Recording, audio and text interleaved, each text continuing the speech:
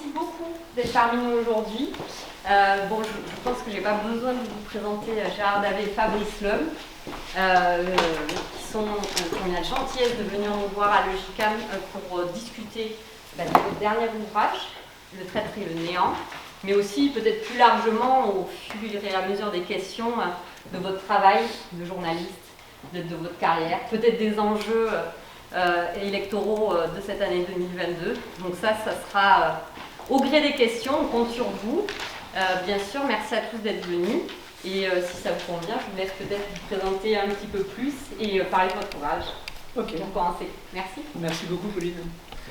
Donc bonjour, donc moi je m'appelle Gérard Davet, parce que souvent on nous confond un tout petit peu tous les deux. Donc, le petit brun qui parle beaucoup souvent c'est moi, et le grand blond, enfin il était blond à l'époque. Toi t'étais brun à l'époque. Moi j'étais brun aussi, c'est vrai.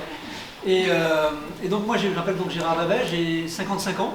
Je ne vais pas être trop long, mais en fait l'intérêt de ce genre de conférence, on va beaucoup dans les écoles de journalisme.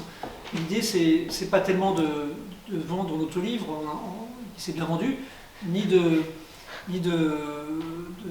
parler de notre gloire personnelle, c'est surtout en fait, parce que je sais à titre personnel à quel point les jeunes étudiants en journalisme se posent des questions, c'est de répondre à vos questions, et puis de transmettre aussi l'amour qu'on a toujours pour ce métier, quoi.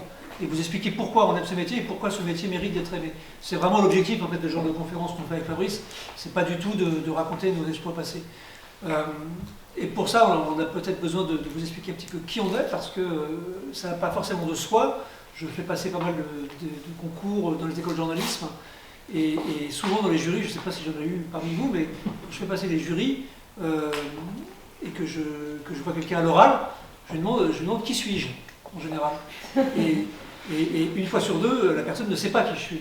Alors je ne suis pas vexé, mais par contre c'est emmerdant pour la personne qui est en face de moi, parce que je considère que ce métier, on est quand même censé savoir qui l'exerce, comment et pourquoi. Si on vous parle de Florence Aubenas, il faut savoir qui elle est, ce qu'elle fait. Ça me paraît être la base des choses. On peut aimer, ne pas aimer, mais on est censé savoir qui fait quoi. Jean-Jacques Bourdin, Anne Niva aujourd'hui, qui sort un livre, etc. Des gens qui marquent un petit peu la profession et qui donnent envie de s'y intéresser. Et moi, j'ai commencé dans ce métier au tout début, donc c'était en 86, donc ça ne me rajeunit pas, c'était il y a 36 ans. Et comment est-ce que j'ai commencé? J'ai commencé à m'y intéresser en lisant un livre. Ce livre, c'est un journaliste allemand qui l'a écrit, qui s'appelle Günter Wallraff. Et ce livre s'appelle Tête de Turc. Pour ceux qui ont envie de le lire, c'est encore d'actualité. C'est l'histoire d'un journaliste qui a pris différentes identités pour raconter. Par exemple, il s'est fait passer pour un journaliste de la Bild Zeitung, c'est un journal allemand qui est un journal un peu trash. Il s'est fait passer pour un journaliste de la Bild Zeitung pour raconter l'ambiance et comment ça se passe, les choix éditoriaux, etc. au sein du journal.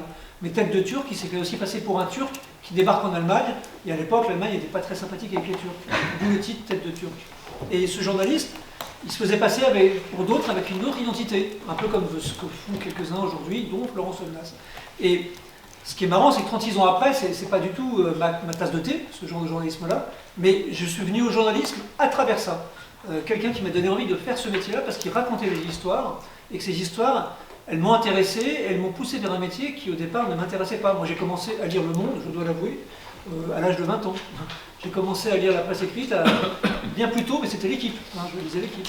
Donc tout ça pour vous dire que c'est pas forcément quelque chose d'inné, le journaliste, c'est un truc auquel on arrive tout d'un coup, et puis on se dit tiens, il n'y a pas mieux comme métier. Et c'est ce qui m'est arrivé. Donc après, rapidement, je vous dis mon parcours. J'ai commencé jeune, donc j'ai passé un concours d'école de journalisme qui était l'IPJ. À l'époque, c'était pas Paris-Dauphine, c'était vraiment une école, il faut bien le dire, de merde. J'y suis rentré 40e sur 40, je pense qu'il fallait boucler le budget. Et c'est un concours à l'écrit, à l'oral, ça s'est plutôt bien passé. J'arrive à m'exprimer assez facilement. Et après, j'ai fait mon premier stage tout de suite entre les 2 années à La Voix du Nord. Donc j'ai fait mon premier article à La Voix du Nord en 86. Et en fait, quand j'ai vu ce premier article avec ma signature en bas, je me suis dit, tiens, c'est quand même génial comme sensation. J'ai vraiment eu un vrai plaisir de voir la signature et de me dire, tiens, il y a des gens qui lisent ce que j'écris, qui s'intéressent à mes histoires. Et de ce jour-là, je me suis dit, c'est ce métier qui m'intéresse. Ensuite, rapidement, 86, donc j'ai fait mon premier article. Ensuite, je suis sorti de l'école de journalisme en 87. J'ai fait le service militaire. J'étais aussi au service audiovisuel et communication. À l'époque, on pouvait écrire des articles pour l'armée. Et ensuite, j'ai directement commencé à la pige. Donc pour ceux qui pensent que c'était plus simple à l'époque, j'ai fait 4 ans ou 5 ans de pige pour des trucs aussi divers que l'hôtellerie de plein air, le magazine quotidien du médecin. Bref, j'ai vraiment multiplié les expériences pour gagner un peu d'argent tout simplement. Et j'ai surtout privilégié le Parisien, où je suis rentré, j'ai fait beaucoup de piges, où j'ai rencontré Fabrice un petit peu plus tard. J'ai fait des piges au Parisien pendant quelques années, où je n'étais pas payé énormément et je vivais toujours chez mes parents. Donc c'était pas forcément la vie de rêve, mais je signais des articles, donc j'étais content. Et ils m'ont proposé un CDD en 89, je l'ai évidemment accepté. Et dès que j'ai eu ce CDD, j'ai eu ensuite, dans la foulée, ma carte de presse, qui était un moment de joie et de bonheur aussi pour tout jeune journaliste. Je me souviens, on avait même des macarons qu'on mettait sur la voiture, hein, tu te rappelles, Fabrice? Macarons de presse et tout, tellement on était fiers d'être journaliste. Et puis ça a commencé comme ça. Et après, ça s'est plus jamais arrêté. Alors après, je vais à grands traits, j'ai fait beaucoup de reportages, j'ai fait beaucoup de presse quotidienne régionale au Parisien, ça a duré 7 ans. Et ensuite, j'ai fait du fait divers à haute dose pendant 5-6 ans, du fait divers national, des gros faits divers nationaux. Et après, j'ai fait le service politique du Parisien, où j'ai couvert les élections pour la gauche, surtout sur la gauche. Et ensuite, au service politique du Parisien, c'est une spécificité, on pouvait couvrir aussi des conflits internationaux. Donc moi j'aimais bien ça, donc je suis parti couvrir des théâtres de guerre. À l'époque, vous n'étiez pas né bien sûr, ou très peu en tout cas. C'était la guerre du Kosovo, c'était la guerre d'Afghanistan, après le 2001. Et donc j'ai couvert des théâtres de guerre. Et j'ai arrêté de couvrir les théâtres de guerre au bout d'un moment, pour une raison simple, c'est que je venais d'avoir une petite fille que certainement beaucoup connaissent, et je n'avais pas du tout envie en fait de prendre une rafale de Kalachnikov pour un article. Donc, et puis j'étais pas non plus le meilleur journaliste qui soit sur le terrain, parce qu'il y avait des risques que je voulais pas prendre. Donc je suis passé à autre chose, et ça tombe bien, j'ai été recruté à ce moment-là au Monde. Au Monde, Fabrice avait fait ma pub, il était déjà au Monde, il vous racontera ça. Et au Monde, j'ai été recruté pour faire de l'enquête. Et là, j'ai découvert vraiment le monde de l'enquête, c'est-à-dire aller chercher, derrière ce qu'on vous montre, aller chercher une vérité qu'on vous cache. Et j'ai commencé l'enquête sur le sport en particulier. Et au bout d'un an, plus rapide que d'habitude.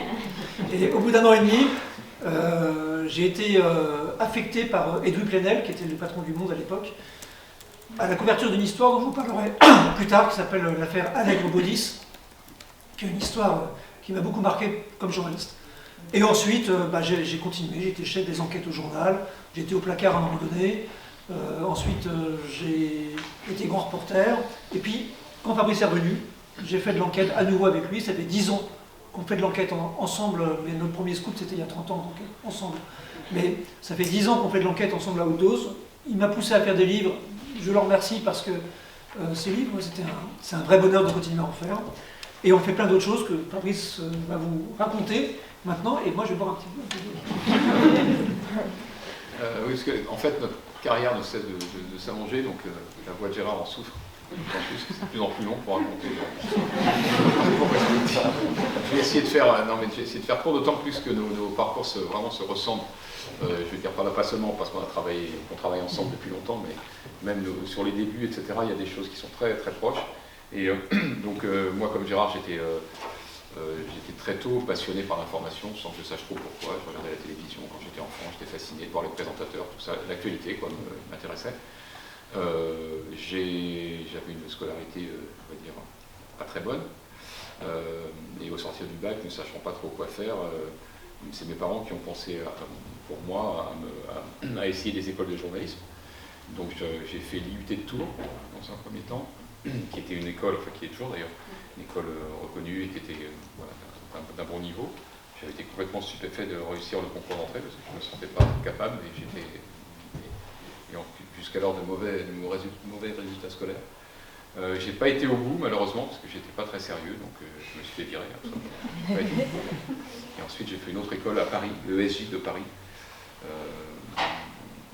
l'école dans laquelle on a donné des cours quelques décennies plus tard, c'était assez drôle. Et les mêmes causes ont produit les mêmes effets. Au bout d'un an, je me suis fait virer. Donc voilà, je ne suis pas diplômé de l'école, je ne suis pas diplômé du tout en fait. Et là, mes parents m'ont dit que ça suffisait et que si je voulais bosser, il fallait que je me démerde. Donc c'est ce que j'ai fait un peu comme Gérard, c'est-à-dire que j'ai envoyé des CV à la terre entière, à tous les médias possibles et imaginables, et en étant prêt à tout faire pour essayer d'y arriver, parce que je croyais quand même que c'était une profession qui pouvait m'intéresser. Je pense que c'était une époque où c'était plus facile de... C'est même pas qu'il y avait forcément plus de travail, c'est surtout qu'on recrutait plus aisément des jeunes qui venaient de nulle part, qui n'avaient pas forcément de grand diplôme, qui n'avaient pas de référence particulière, etc. C'était un peu plus à la bonne franquette. Et donc, j'ai fait quelques jobs dans des petites radios, voilà, j'ai fait aussi du travail un peu alimentaire. Je me rappelle avoir rédigé une plaquette de présentation de la Guyane, pour la préfecture de la Guyane. J'avais été en Guyane, c'était l'avantage, mais c'était pas du grand journalisme, on va dire. Mais enfin, bon, voilà, c'est un travail de synthèse. Et puis en 89, donc, au moment où Gérard, lui qui était déjà au Parisien, que je ne connaissais pas, au moment où il avait son premier CDD, moi j'ai été recruté par le Parisien juste sur un coup de chance, vraiment un coup de chance, c'est-à-dire que j'avais un ami que j'avais rencontré à l'IUT de Tours, qui lui avait donc été diplômé, et qui lui avait obtenu à l'issue de son diplôme un stage au Parisien, qu'il avait ensuite recruté, donc tout allait bien pour lui. C'est un journaliste qui est journal du dimanche aujourd'hui, qui s'appelle Stéphane Joigny, qui est toujours un ami. Sauf que Stéphane a été rattrapé par le service militaire, qui à l'époque s'imposait, Gérard en parlait, s'imposait à tous les garçons à partir d'un certain âge, autour de 20 ans. Et donc il devait quitter son poste pendant 1 an. Et il a pensé à moi, sachant que moi, évidemment, avec mon caractère, je m'étais fait réformer du service, donc comme ça j'étais... Et il m'a présenté à son chef de service, et qui m'a dit, bon bah ok, je te mets à l'essai 1 semaine, je te fais pas de contrat, est-ce que tu as une voiture? J'ai dit oui, je n'en avais pas, mais je me suis dit, je prendrai celle de mes parents, c'est ce que j'ai fait. Et je devais partir sur le terrain, en banlieue, faire des petits sujets locaux, etc. Mais aujourd'hui, on ne pourrait pas faire ça, il n'y a même pas d'assurance, rien du tout. Et donc, je me suis lancé là-dedans, et là, ça a été une sorte de révélation, c'est que j'ai trouvé que c'était pas très dur, je me sentais à l'aise, enfin, j'aimais bien, écrire, c'était plutôt quelque chose qui me plaisait assez bien. Et voilà, et c'est parti comme ça, après on a un CDD, on a un autre CDD, puis après on est titularisé. Donc c'est là que j'ai rencontré Gérard, qu'on a commencé à travailler un peu ensemble sur certains sujets, mais on n'était pas toujours dans les mêmes rubriques. Et ensuite, là où Gérard était plus quand même fait divers et un peu politique étrangère, moi très vite j'étais, pas obsédé, mais très intéressé par l'enquête et l'investigation. Donc au Parisien, je me suis mis ils ont créé une cellule d'investigation, et j'en ai fait partie. Et puis ensuite, j'ai été débauché par un journal qui a disparu depuis, qui s'appelait François, mais qui à l'époque était un gros journal qui était concurrent du Parisien. J'y suis resté 1 an pour faire de l'investigation aussi. Et ensuite, j'ai été débauché par l'Express pour faire de l'investigation également. Et après, j'ai été débauché par Le Monde pour faire de l'investigation. Voilà. Donc ça fait qu'en 2000, pour résumer, je suis arrivé au Monde, j'ai fait de l'investigation. Gérard est arrivé au Monde 2 ans après, ou 1 an après, pour faire lui plutôt du sport, et après, comme il sortait des infos, on s'est réunis et on a fait de l'enquête tous les deux au Monde. Donc ça, c'était à partir du début des années 2000. Alors on s'est séparés un moment, un peu de ma faute. Tout à l'heure, Gérard a dit qu'à un moment, il avait été placé au placard, où il s'était mis lui-même au placard en quelque sorte. C'est parce qu'au Monde, au milieu des années 2000, Edoui Plenel, le patron de la rédaction, qui était un peu la référence en termes d'investigation, a été viré. Et on a mis à la place une nouvelle équipe de gens qui voulaient faire un journalisme de validation. Il y a un terme absolument horrible. C'est-à-dire, en gros, ne sortez pas d'infos parce que ça nous fait des ennuis, attendons les infos des autres, on vérifiera si elles sont vraies. Autant dire qu'on ne se reconnaissait pas, Gérard et moi, dans ces infos-là, puisque nous, notre vocation, c'est d'être les premiers à sortir les informations. Donc Gérard s'est mis en retrait, et moi j'ai profité d'une offre de l'Équipe Magazine pour partir à l'Équipe Magazine, pour faire évidemment de l'enquête dans le domaine du sport, ce que j'ai fait donc de 2006 à début 2008. Et début 2008, Edoui Plenel, qui avait donc été notre chef au Monde, a lancé un média qu'on connaissait maintenant qui s'appelait Mediapart. Il m'a proposé de faire partie de l'équipe de départ. J'ai trouvé ça risqué et intéressant, donc j'y étais. Et là, j'y suis resté 3 ans, jusqu'en 2011. Et donc, je me suis bien éclaté, il y avait des choses formidables, des choses qui étaient moins bien. Si ça vous intéresse, on en parlera. En tout cas, un prisme, on va dire, assez militant qui me plaisait pas totalement, mais une grande liberté qui me plaisait beaucoup. Et puis on s'est aperçu avec Gérard qu'à cette époque-là, lui refaisait de l'investigation au Monde, parce que de nouveau, c'était permis, et donc on était concurrents. Et donc, comme entre-temps, on était quand même devenus les meilleurs amis du monde, être concurrent avec son meilleur pote, c'est pas une bonne chose, quoi. Donc tout ça a fait que j'ai profité d'une possibilité pour revenir au journal, revenir au Monde, donc en 2011. Et depuis, voilà, depuis on y est, on y reste, et on ne veut pas changer.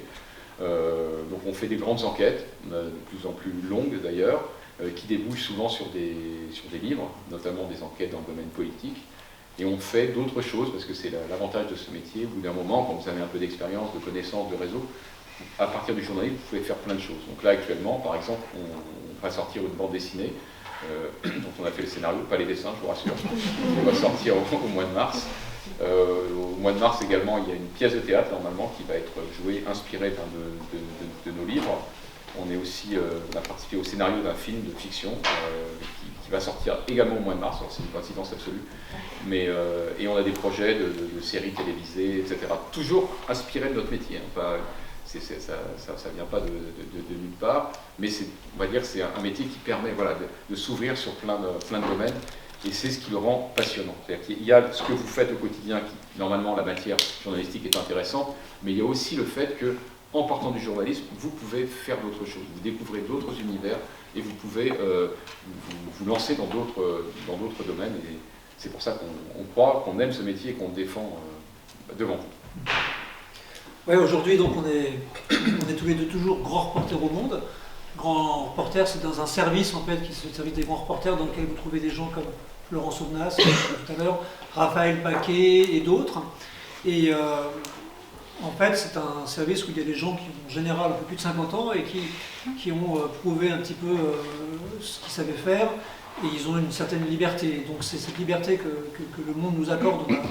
C'est un luxe, un privilège, et on le sait, et on en est vraiment très heureux. C'est pas possible dans tous les journaux, bien sûr, parce qu'il y a beaucoup de journaux, beaucoup de médias où on doit travailler tout de suite, très vite, et rendre beaucoup d'articles, de copies, de vidéos, de podcasts et autres.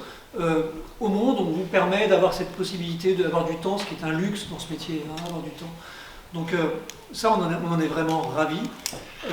Donc on sait ce qu'on doit à ce journal, mais surtout ce qu'on a découvert au fil du temps, parce que ce n'était pas forcément une évidence, c'est que ce métier, c'est pas uniquement ramener des informations ou aller sur le terrain pour filmer quelque chose. On peut aussi prendre plein de chemins de traverse et s'éclater dans d'autres domaines. En fait, le journalisme, il a éclaté au fur et à mesure. Nous, quand on a commencé le métier, évidemment, il n'y avait pas de podcast, on ne savait pas ce que c'était, ça n'existait pas. Et ça, c'est un exemple parmi tant d'autres. Donc ce métier vous permet, en fait, selon ce que vous avez envie de faire ou ce que vous aimez faire, ou votre compétence personnelle, ça vous permet de vous éclater dans plein de domaines différents. Et aujourd'hui, plus qu'avant, c'est pour ça que quand on va dans les écoles de journalisme, souvent on nous dit ah mais ce métier il est fermé, on m'a dit de ne pas le faire parce que c'est mort, si on ne fait pas les bourses, on est mort, on n'aura pas de boulot, etc. Ce n'est pas vrai. C'est un métier qui vous permet, qui vous donne la possibilité, si vous donnez vous-même cette possibilité-là, ça vous donne la possibilité de vous éclater dans plein de domaines différents. Si vous avez par exemple envie vous avez une passion pour l'équitation, par exemple, eh bien, vous pouvez aussi parfaitement cumuler cette passion pour l'équitation avec le journalisme, et dans plein de domaines, quels qu'ils soient. Donc, ce que je vais vous dire, c'est que c'est sincèrement, et je vous dis pas ça parce que ce serait simple de le dire, c'est que ce métier, il est vraiment génial, quoi, et qu'il y a plein d'opportunités pour s'éclater dedans. Voilà. Si vous voulez faire de la vidéo, par exemple, c'est plutôt dans l'image. Les boîtes de prod, elles ne demandent que ça. Alors évidemment, au début, vous allez galérer. Aux boîtes de prod, vous ne serez pas là forcément pour faire le prochain documentaire diffusé sur 35 à 20h50. C'est une certitude. Mais ce sera à vous de faire votre chemin. Et ce métier vous le permet. Fabrice et moi, on est partis de rien. Alors on va vous dire, ok, c'était il y a 35 ans, mais c'est encore valable aujourd'hui. C'est-à-dire qu'on a commencé que vraiment, Fabrice, il avait un bureau l'un à côté de l'autre, il recopiait le bulletin municipal de Clamart, si on se souvient bien, pour faire des brèves. Et moi, je recopiais celui de Vitry-sur-Seine, dans le Val-de-Marne. Enfin, on a commencé comme ça, et après, on a progressé comme ça, et ça a pris du temps. Ce métier, c'est une rencontre entre votre attitude et des rencontres que vous ferez qui vous aideront à progresser et à aller vers ce vers quoi vous avez vraiment envie d'aller. Donc aujourd'hui, c'est pas un hasard si Fabrice parlait de ce qu'on faisait à côté. Pour nous, c'est toujours du journalisme. Être ici, c'est le journalisme, c'est transmettre ce métier. Mais faire une BD, c'est du journalisme aussi, parce que dans cette BD, on raconte ce qu'est le métier d'enquêter. Alors là, on revient au thème de la conférence. L'enquête, c'est exactement ce qui nous définit, nous, aujourd'hui. Moi, j'ai mis un peu de temps à y arriver. Fabrice, il a toujours eu ça depuis le début. L'enquête, vos profs vous l'ont sûrement évidemment appris. Mais l'enquête, c'est aller chercher quelque chose qu'on ne vous donne pas, qui n'est pas apparent tout de suite. Le reportage, c'est raconter ce que vous voyez. L'enquête, c'est aller chercher. Quelque part, ça nous a beaucoup excité, beaucoup amusé. Aller chercher quelque chose qu'on ne nous donne pas, il y a un côté jeu, essayer d'obtenir quelque chose. C'est intéressant. C'est comme ça qu'aujourd'hui, on fait des livres, on fait beaucoup de livres. On a commencé notre premier livre en commun il y a 10 ans sur Sarkozy. Et c'est devenu un best-seller sans même qu'on y pense. On ne savait pas forcément que ça aurait du succès. Ben, ça a eu du succès. Ça a débouché sur un président, on ne devrait pas dire ça, le bouquin qu'on a fait sur Hollande. On ne pensait pas non plus que ça aurait du succès, ça a été un carton absolu et ça a eu des conséquences politiques importantes. Et même le dernier qu'on vient de faire, on est là pour ça, mais pas que pour ça, c'est un livre sur Macron qui s'appelle Le traître et le néant. Et c'est aussi un gros carton, et donc en librairie. Et en fait, pourquoi ça marche, et ça c'est quelque chose qu'on a découvert avec le temps aussi, c'est parce qu'on a une démarche d'enquête. C'est-à-dire qu'on ne se contente pas de raconter ce qu'on voit dans ces livres, on va voir des gens, beaucoup de gens. Pour le dernier, on a vu plus de 110 personnes, des témoins, donc ça rejoint ce que vous apprenez ici constamment, aller voir des gens. Et ce qu'on vous apprend aussi, j'imagine ici, c'est d'obtenir quelque chose de ces gens. Donc l'enquête, c'est ça aussi. C'est-à-dire qu'aller voir quelqu'un, c'est le b.a.-ba, c'est le préalable. C'est pas très compliqué d'avoir le 06 et d'aller voir quelqu'un. Surtout quand vous arrivez de la part du monde et tout, on vous ouvre un peu les portes en général. C'est plus dur qu'on est étudiant, je suis d'accord. Mais il n'empêche, quand vous avez accès à quelqu'un, l'objectif c'est d'obtenir quelque chose de ce quelqu'un. Parce que c'est tellement simple en fait d'aller voir quelqu'un qu'on est journaliste, c'est le b.a.-ba, mais obtenir quelque chose, c'est un pas supplémentaire. Et nous, c'est ce qui fait que nos livres, je crois, ont un peu de succès, Fabrice, c'est parce que on voit les gens, mais on leur fait dire des choses qu'ils n'ont pas forcément envie de dire. Ils le pensent, mais ils n'ont pas forcément envie de le dire. Bah, nous, on essaie de l'obtenir chez eux et on passe le temps qu'il faut pour ça. On y va toujours à deux, on vous racontera comment on fait si vous voulez, nos techniques d'interview. Mais on ne part pas sans avoir eu ce qu'on voulait, quoi. Donc on est un peu chiant, quoi. Et ensuite, deuxième chose, et on vous en parlera aussi longuement, c'est que on sait qu'on écrit pour des gens qui vont nous lire. Alors, tout le monde ne s'intéresse pas à la politique, c'est bien basique, c'est normal. Mais dans nos livres, on essaye toujours de faire en sorte que même les gens qui ne s'intéressent pas forcément à la politique prennent du plaisir à la lecture. Alors ça passe par l'écriture, ça on vous l'apprend, puis tout le monde n'est pas forcément doué pour ça, mais on essaye d'avoir toujours un leitmotiv, un principe de base, c'est que les gens qui parlent dans nos livres, ils parlent à visage découvert. Il n'y a jamais de off. Vous savez, le off, c'est ces guillemets, dit-on dans l'entourage d'eux, explique-t-on, nous, si Benoît Payan il nous parle, c'est Benoît Payan qui nous parle. Ce ne sera pas dans l'entourage du maire de Marseille, non, ce sera Benoît Payan. C'est lui qui assume son propos et on le restitue tel quel. Et on l'enregistre systématiquement. Donc ça, c'est des méthodes en fait qu'on n'avait pas forcément au début. Et ça t'a coûté cher, hein, sur 2 ou 3 histoires et d'autres. Hein, c'était un peu compliqué parfois au début parce qu'on ne respectait pas systématiquement ça. Mais tout ça, on l'a appris au fil du temps. Donc le métier, c'est aussi ça, c'est qu'on progresse constamment. Aujourd'hui, le livre qu'on a fait sur Macron, on n'aurait pas su le faire sous cette forme-là, il y a 10 ans, je pense, on n'aurait pas réussi. Donc on apprend constamment. Voilà. Et donc c'est aussi ça qui est génial dans ce métier, c'est qu'on apprend constamment. Voilà, je te laisse la parole. Oui, moi je voulais juste préciser une chose sur parce que ça va vous parler, sur les débuts. Quand vous commencez, en général, on explique, et à juste titre, qu'il ne faut pas faire trop les difficiles. C'est-à-dire qu'on prend le stage dans tel journal, même si c'est un petit journal local qui n'est pas très connu. On va dans une radio dont on dit ouais, son positionnement, c'est pas exactement le mien, etc. Mais en fait, il faut mettre le pied dans la porte, il faut être dans un média et après se faire remarquer. Donc il ne faut pas se pincer le nez. Il faut être prêt effectivement à faire ce qu'on appelle les chiens écrasés, ce qu'on a fait. Hein. On commence souvent par le petit. Et alors, a fortiori, si jamais certains d'entre vous sont intéressés par l'enquête ou l'investigation, c'est en plus un domaine qui demande en général beaucoup d'expérience. C'est très compliqué de commencer directement par l'investigation, parce que c'est un savoir-faire particulier, parce que c'est dangereux, alors pas forcément vous allez prendre une balle dans la peau, mais dangereux dans le sens où les gens peuvent vous attaquer en diffamation, etc. Donc il faut savoir manier ça. Et enfin, ça repose souvent sur des contacts qu'on a en amont. Alors, quand on arrive dans le métier, on n'a pas encore les contacts. Donc, par définition, ça fait que ça prend un petit peu de temps. Mais, pour autant, je pense que c'est vraiment le en même temps macronien, hein, c'est que tout ce que je dis, je le maintiens. Mais si, dès le départ, quand vous vous lancez dans cette profession, il y a une rubrique, un secteur qui vous passionne, même presque exclusivement, vous dites, moi, ça, c'est mon truc. Moi, c'est le sport, moi, c'est la musique, moi, c'est la politique, moi, c'est tout ce qu'on veut. Ne mettez pas de côté pour autant. C'est-à-dire que acceptez de prendre ce qu'on va vous offrir, parce que de toute façon, tout est intéressant au début. Vous allez faire vos armes sur n'importe quel type de sujet, mais n'oubliez jamais ce qui vous a motivé au départ. Sachant que ça peut évoluer hein, dans le temps. Moi, quand j'ai commencé le métier, j'étais tellement passionné par le football que je pensais que je ne ferais que que du journalisme sportif et même du journalisme footballistique, entre guillemets. Parce qu'il y avait que ça dans ma vie, il y avait que ça qui m'intéressait. Bon, et après j'ai un peu grandi, la politique m'a intéressé de plus en plus, le sport m'intéressait mais à titre personnel, et je me suis dit non, en fait, journaliste sportif, ça ne m'intéresse pas vraiment. Donc on peut évoluer. Mais en revanche, l'enquête qui m'est venue assez rapidement, je me souviens très bien, hein, on en parlait quand j'étais au Parisien, que j'avais envie de faire l'investigation, etc. J'avais aucun contact, j'avais rien. C'est intéressant ce qu'il dit, mine de rien. Parfois, c'est intéressant. C'est que, non, mais il ne le sait pas lui-même, mais il est né enquêteur, ce garçon. C'est-à-dire que c'est une tournure d'esprit. C'est vachement intéressant ce que tu disais sur le fait que n'abandonnez pas ce que vous aimez. Si vous aimez la télé-réalité, bah, vous pouvez parfaitement faire du journalisme dans la télé-réalité. C'est pas impossible, c'est pas interdit. Il n'y a pas de saut au métier, il n'y a pas de mauvais choix.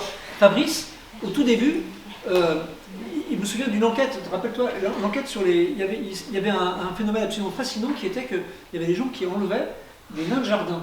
Tu te rappelles? Voilà, vous savez ce que c'est les nains de jardin, les trucs absolument horribles. Bon, chaque grand-mère en a forcément sur sa pelouse, quoi. Hein. Mais bon, ma mère à moi en avait 5, je sais très bien, il y en a un qui s'appelle Lisa d'ailleurs. Je balance. Mais en l'occurrence, il y avait un mouvement qui volait les nains de jardin. Et qui les libérait, exactement, Pauline. Et ben, Fabrice a mené l'enquête là-dessus. FLNJ, Front de Libération des nains de jardin. Et tu as identifié le leader, voilà. il est démasqué. C'est-à-dire qu'au lieu de raconter juste l'histoire marrante, qui était marrante, et ben, il a été chercher, tu as été chercher le leader, etc. Qui c'était, tu l'as rencontré. C'était un nain, lui aussi. Non, il n'était pas nain. Mais non, et cette tournure d'esprit-là, en fait, il l'avait depuis le début. C'est-à-dire que lui, il supportait pas de s'arrêter juste à ce qu'il voyait, il voulait aller chercher les choses. Et ça, tu l'as jamais perdu de vue, en fait. Jamais. Et au début, parfois, entre vos rêves, ou en tout cas vos préférences et ce qu'on vous propose, il y a souvent un écart énorme. Et c'est là qu'il ne faut pas se décourager. Il faut mettre ça, j'allais dire, dans un coin de sa tête. Se dire éventuellement, c'est pas grave, j'engrange pour la suite. Ou alors même, je fais un truc qui n'a rien à voir pour l'instant, mais je sais que je ne vais pas oublier mon truc. Ou encore, je vais profiter du poste qui est le mien actuellement, qui pourtant semble assez éloigné de ce que je veux faire, mais je vais trouver une façon de faire. Je peux encore vous donner un exemple.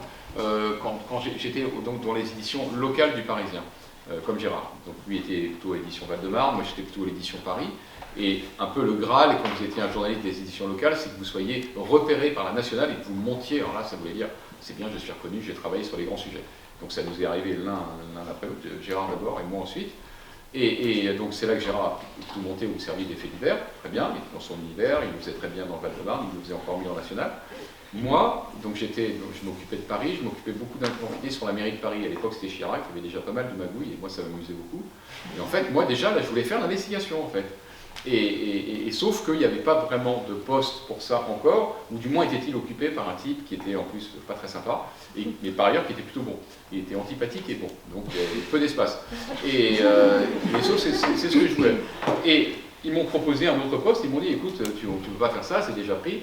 On te propose le poste de rubricard police, t'occuper de la police, donc c'est un peu fait divers quand même, hein, c'est tout venant, dès qu'il y a un attentat terroriste, il faut être correspondant auprès du ministère de l'Intérieur.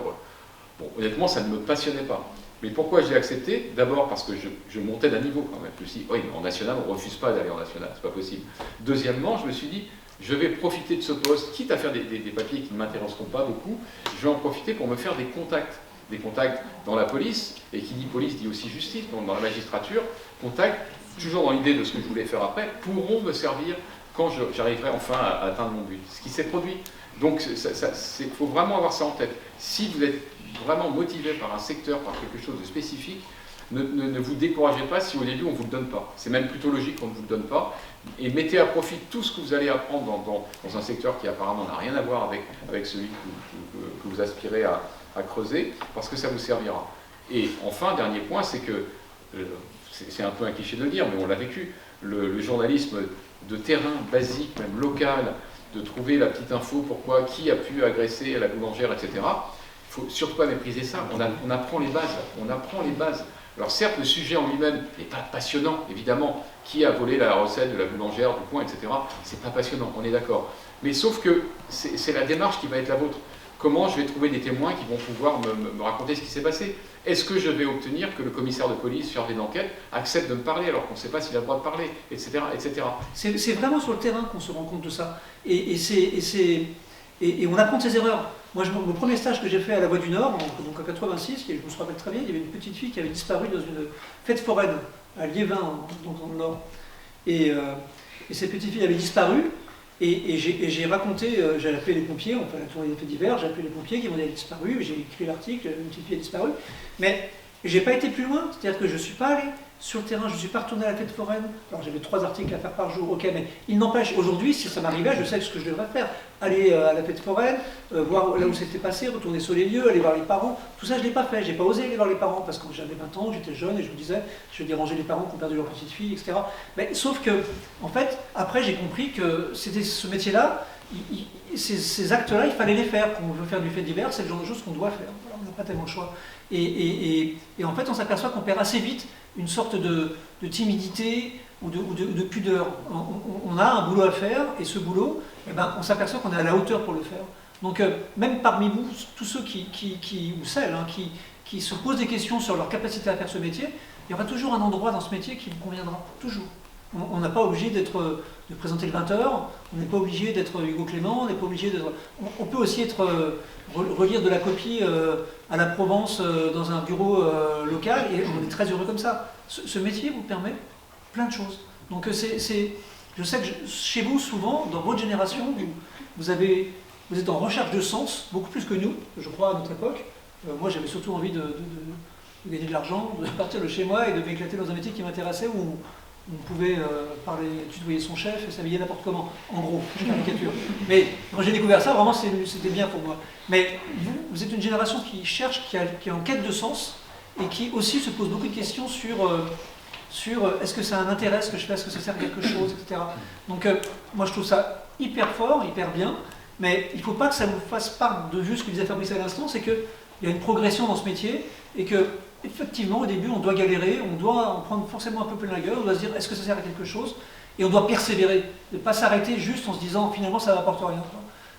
Parce qu'on trouve à un moment donné le truc qui vous plaît, et là, c'est l'explosion de joie, quoi. On s'éclate vraiment dans ce métier. Si on doit vous transmettre un truc, c'est bien ça, je trouve. Moi, vraiment, c'est ce qu'on essaie de faire quand on donne des cours, et d'expliquer à tous nos jeunes étudiants qu'il y a toujours un endroit où vous arriverez à aimer ce métier, sachant que ce métier, il est multiple aujourd'hui. Il y a le journalisme de solution, le journalisme militant, le journalisme associatif, le journalisme collaboratif. Il y a des milliers de journalistes qui se sont épanouis et dans lesquels on peut prendre du plaisir, vraiment. Nous, aujourd'hui, on en défend un en particulier, qui est plutôt le journalisme d'enquête factuelle, à l'anglo-saxonne.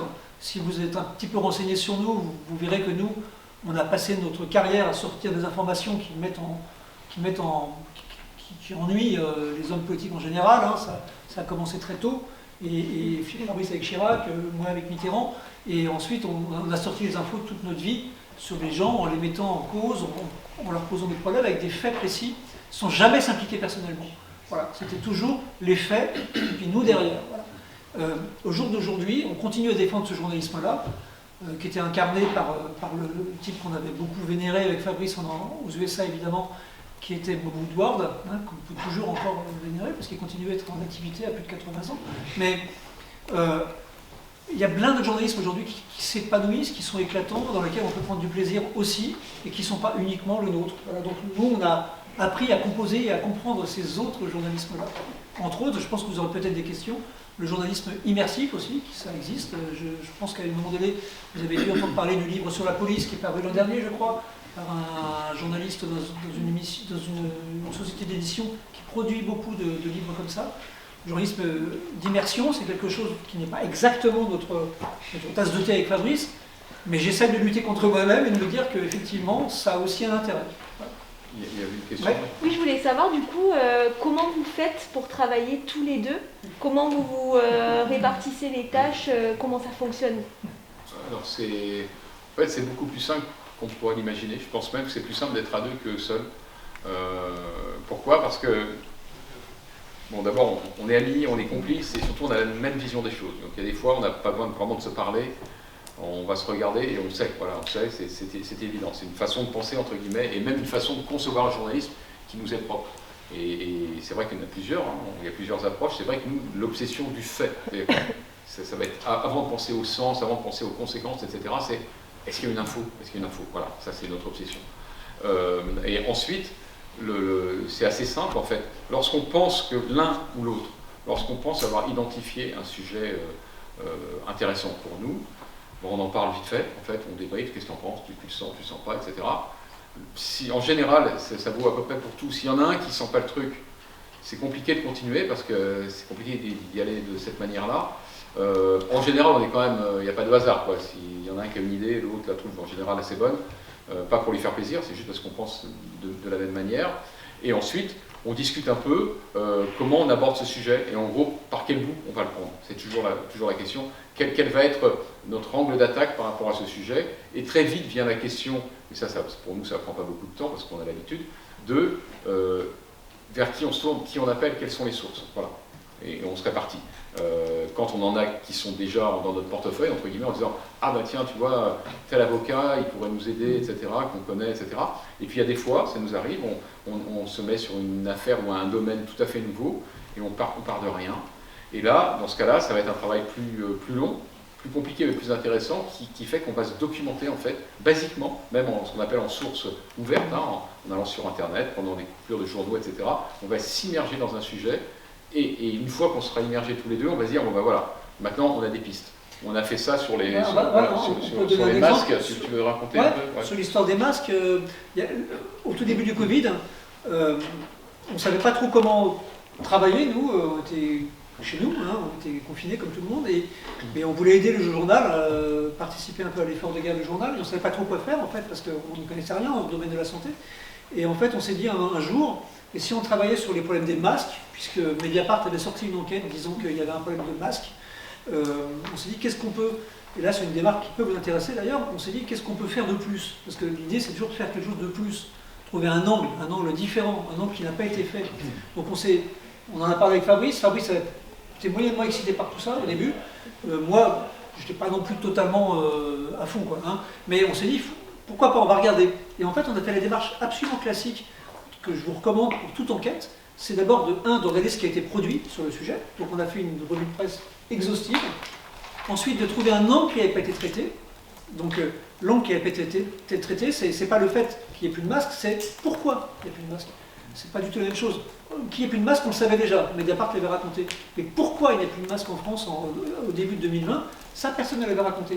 On a trouvé cet angle-là, on a regardé ce qui avait été fait, il n'y a pas grand-chose, et là on s'est mis en quête de sources, des sources, donc qui peut nous parler, qui est intéressant. Donc on dresse une liste complète d'une quarantaine de noms, de gens qu'on voulait rencontrer par visio, hein, beaucoup quand même. Et puis on s'est réparti la tâche, c'est-à-dire qu'on s'est réparti 20 noms pour lui, 20 noms pour moi, et on pose des questions, et des questions basiques, 1h30 d'entretien à chaque fois, et on retranscrit après à chaque fois l'interview, donc c'est ce qui est le plus chiant quand même, c'est retranscrire l'interview. Mais, et puis après, on voit ce matériel qu'on a sous la main entre les documents qu'on avait obtenus, grâce à ces gens qu'on avait été voir quand même, on avait obtenu des documents secrets, donc toujours obtenir un truc en plus hein, quand on va voir quelqu'un, et ces documents secrets, plus nos interviews, plus l'angle qu'on voulait faire, on s'est réunis, on s'est dit qu'est-ce que t'en penses et tout, on s'est réparti la tâche pour répondre à tes questions. Il y avait 5 doubles pages à faire, t'en as fait 3, j'en ai fait 2 je crois, peu de choses près, et chacun en fonction de l'intérêt qu'on y trouvait, du sens qu'on pouvait y donner. Puis après on se repasse la matière, c'est-à-dire qu'une fois qu'il a écrit, il m'envoie, je relis, je change, je le renvoie, donc il y a deux principes de relecture systématique. Et donc c'est comme ça qu'on a procédé, et on a envoyé 5 doubles pages au Monde, on les a publiées, et en fait ça a eu un effet important, ça a beaucoup énervé Matignon et Macron, mais c'est pas grave, c'était surtout que ça a fait bouger les choses, je crois. Il y avait une question? Ouais. Justement, là, pour votre livre sur Macron, vous avez fait la même chose, c'est-à-dire que vous avez réparti les noms ou les interviews, vous les faites à deux? Alors, on se répartit dans ce cas-là, techniquement, on va dire, on se répartit les noms, ne serait-ce que pour contacter les gens, parce que voilà, ça fait ici 110 personnes à contacter, il n'y en a pas un qui va le faire et l'autre qui ne va rien faire. Donc on dit, de manière aléatoire, toi tu prends ces gens-là, moi je prends ces gens-là. Et déjà ça c'est du boulot, puisqu'il a, dans un premier temps, il a fallu identifier les personnes qui pourraient être intéressantes. Dans un second temps, donc on s'est répartis, ça va assez vite, mais dans un troisième temps, après il faut trouver les contacts de ces gens-là. Parce que il y a des gens qui sont déjà dans notre carnet d'adresse, mais il y a des gens dont on n'a jamais entendu parler. Un conseiller diplomatique de Macron qui est passé par l'Élysée à un moment, on dit ah bah tiens, lui, ça serait bien de le trouver, sauf qu'on ne sait pas où il est parti, etc. Donc ça c'est un gros boulot d'essayer de trouver des points de chute pour les gens. On a globalement réussi à avoir des contacts pour tout le monde. Et ensuite, effectivement, chacun lance ses filets. Et quand on obtient, ce qui n'est pas toujours le cas, mais quand on obtient des rendez-vous, la plupart du temps, on y va à deux. Après, c'est arrivé des jours où il y avait deux rendez-vous qui se télescopaient. Donc il y en a un qui fait l'un, l'autre qui fait l'autre.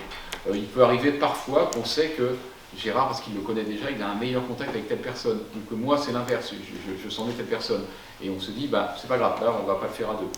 Il peut y avoir une indisponibilité quelconque, etc. Mais en tout cas sur les entretiens importants, par exemple, là on va vraiment essayer d'être à deux. Si c'est un ministre ou un entretien assez chaud avec une source qu'il faut parler, etc., la règle c'est d'essayer d'être le plus souvent deux, le plus souvent. Et c'est un truc, je rebondis là-dessus, c'est intéressant sur ces entretiens, c'est que je me rappelle d'un précisément où on a été tous les deux, et il y a eu une espèce d'animosité entre lui et moi.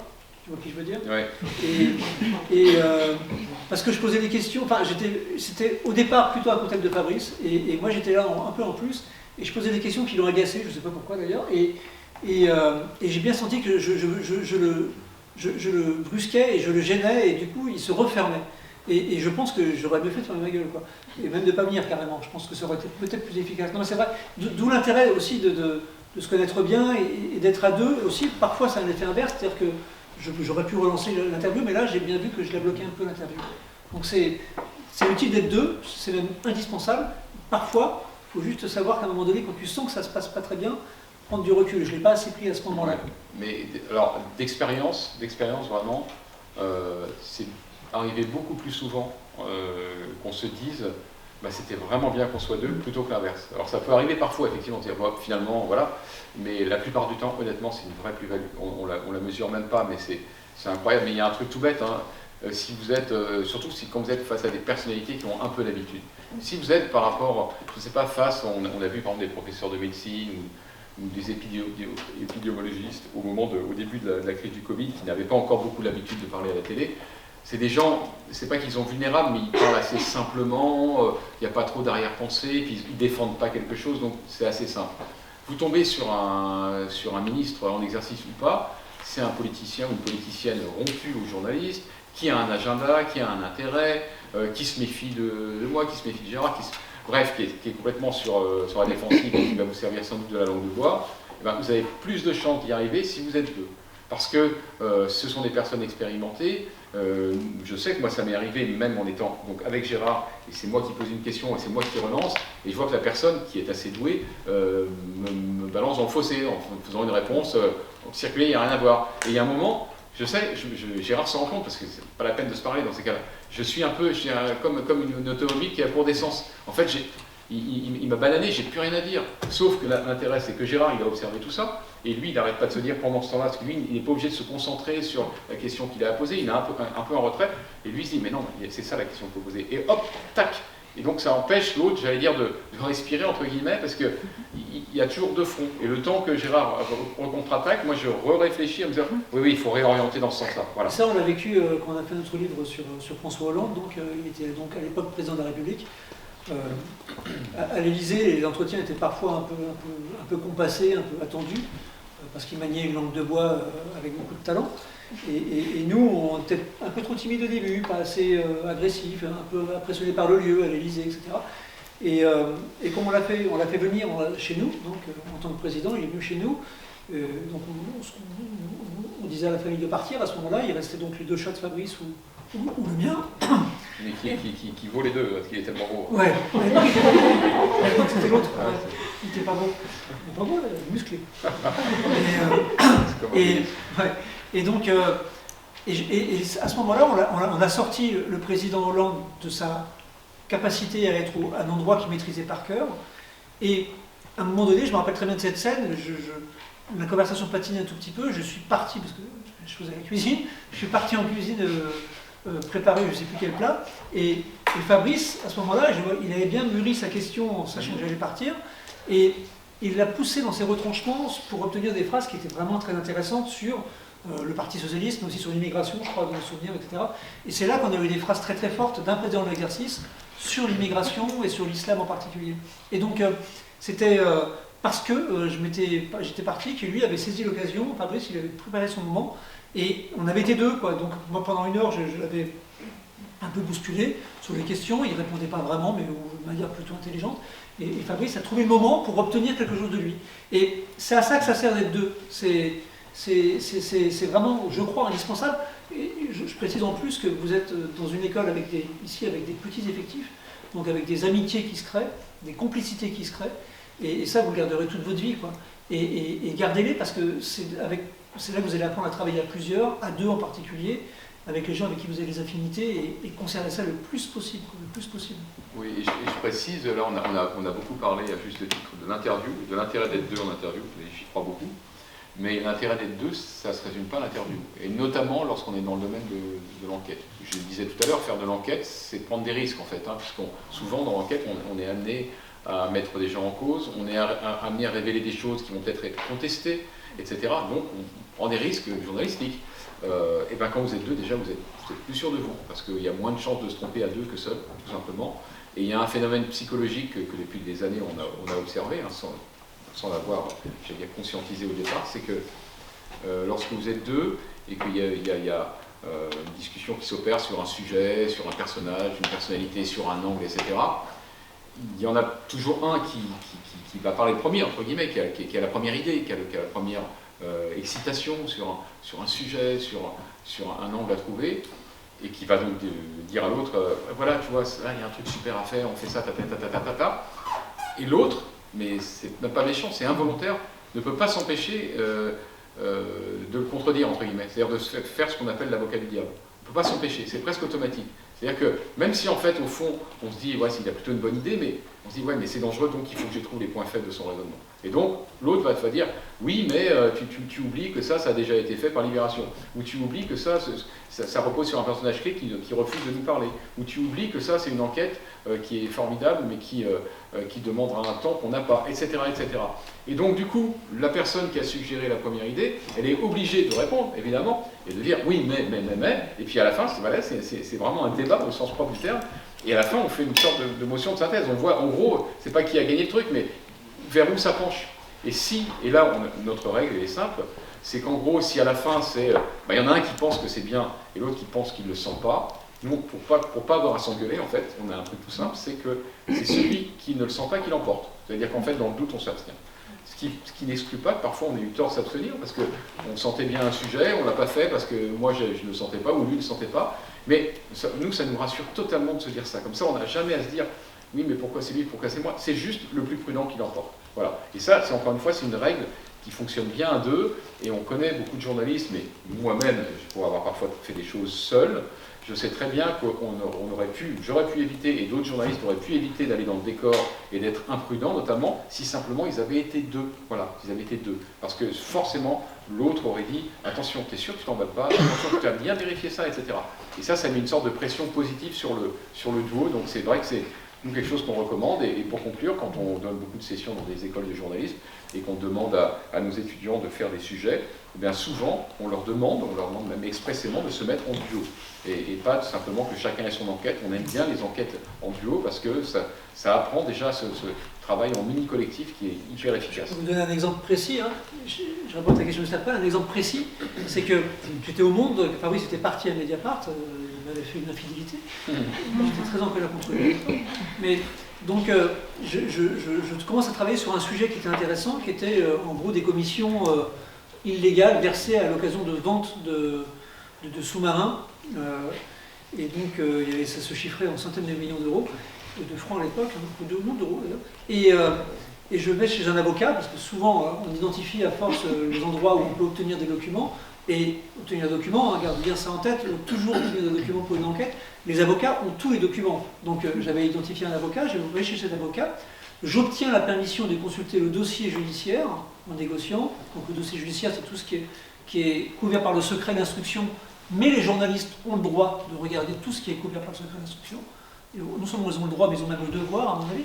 Donc je regarde les documents et je vois une lettre qui était hyper intéressante, qui racontait qu'en gros, il y avait des commissions vendues, versées à l'occasion de ce marché de vente, et que ces commissions, elles avaient permis de financer la campagne présidentielle de Édouard Balladur, en 95, donc c'est pas récent. Hein. Mais je trouve ça intéressant, la thèse est tout à fait intéressante, mais c'est un document qui n'est non signé, donc je ne sais pas qui l'a fait. Je travaille au Monde, très prudent, le Monde, a juste raison. Je reviens, j'ai ce document, et puis je ne sais pas quoi en faire. Et en fait, je le mets de côté, j'en parle à la direction, ils me disent « ouais, c'est chaud, c'est pas qui l'a fait, mets de côté, continue à creuser. » Et je mets de côté.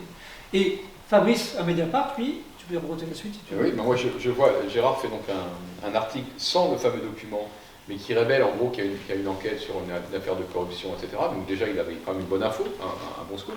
Donc moi j'étais un peu en colère aussi, en disant j'aurais bien aimé l'avoir. Mais je me dis, je vois qu'il a tiré un fil et je me dis, c'est une affaire qui a l'air riche, qui a l'air potentiellement intéressante. Ça, encore une fois, c'est l'expérience qui fait que vous sentez qu'en gros, il a sorti un truc, mais il y a d'autres trucs derrière à trouver. Donc je me dis, ça vaut le coup d'aller gratter derrière. Et donc moi je vais aller voir une source qui avait, je le savais, accès au même dossier. Donc je pense que je passe après Gérard, je vois, même si c'est pas au même endroit, mais peu importe, je vois aussi le dossier judiciaire, et je repère, je dis, ah oui, ça c'est bien, il l'a sorti, et bon, voilà, très bien, mais quand même, je fais tout, et je tombe sur ce fameux document. Et à l'époque, on était concurrents, donc on se parlait, mais on ne se parlait pas de ce qu'on faisait au quotidien. Et je ne savais pas si Gérard l'avait vu ou pas, bon, bref. Et surtout, je dis, waouh, ça c'est quand même du sérieux, quoi. Et là, évidemment, j'ai le même réflexe que lui, je ne suis pas inconscient, je sais très bien que ce document qui est anonyme, et qui porte des accusations graves qui ne sont même pas vraiment étayées, je ne peux pas le publier comme ça. Mais en revanche, ce que je me dis, c'est que vu que le reste, Gérard l'a sorti, je vais me concentrer sur ce document et je vais essayer de le valider, entre guillemets. Et donc pour le valider, je me suis aidé, alors j'ai fait d'être deux aussi à l'époque, je travaillais donc avec Fabrice Arfi, on était un duo, c'était un autre duo à Mediapart, et je lui ai dit, voilà, quand j'ai récupéré le document, je lui ai dit, qu'est-ce que t'en penses? Il a dit, ouais, c'est super intéressant, et on s'est dit tous les deux, il faut identifier l'absolue nécessité, c'est de trouver la source. Qui a écrit ce document, qui était anonyme? Par rapport à tout le dossier judiciaire, on a eu une intuition. Voilà, on était à peu près certain de voir quelle était la personne qui pouvait l'avoir fait. Donc on a réussi à contacter cette personne au bluff. On a vu, je me rappelle encore, au drugstore Publicis aux Champs-Élysées, et qui était très prudent, etc. C'était un ancien agent secret. Et là, ça a marché. C'est-à-dire qu'il a avoué, c'est beaucoup dire, mais il a dit oui, c'est mon document. Et non seulement donc, il a accepté de valider le fait que c'est lui qui l'avait écrit, mais surtout il nous a donné des éléments de contexte. Il a crédibilisé, en fait, le type était crédible lui-même par les postes qu'il avait occupés et par rapport à tout ce qu'il nous racontait. Bref, on a estimé qu'on a été assez solide pour balancer le truc sur le document. Donc on a fait un article dans Mediapart qui révélait ce document et qui a lancé en fait l'affaire de Karachi, puisque c'est après ce document que un juge s'est saisi du document pour faire l'enquête, etc., etc. Mais c'est vrai que voilà, si on avait été tous les deux au Monde à ce moment-là, avec Gérard, on aurait fait ça tous les deux et on l'aurait sorti au Monde. Et moi je suis passé à côté. Donc être deux. Et dernier exemple, et j'oublie pas que tu as une question à poser.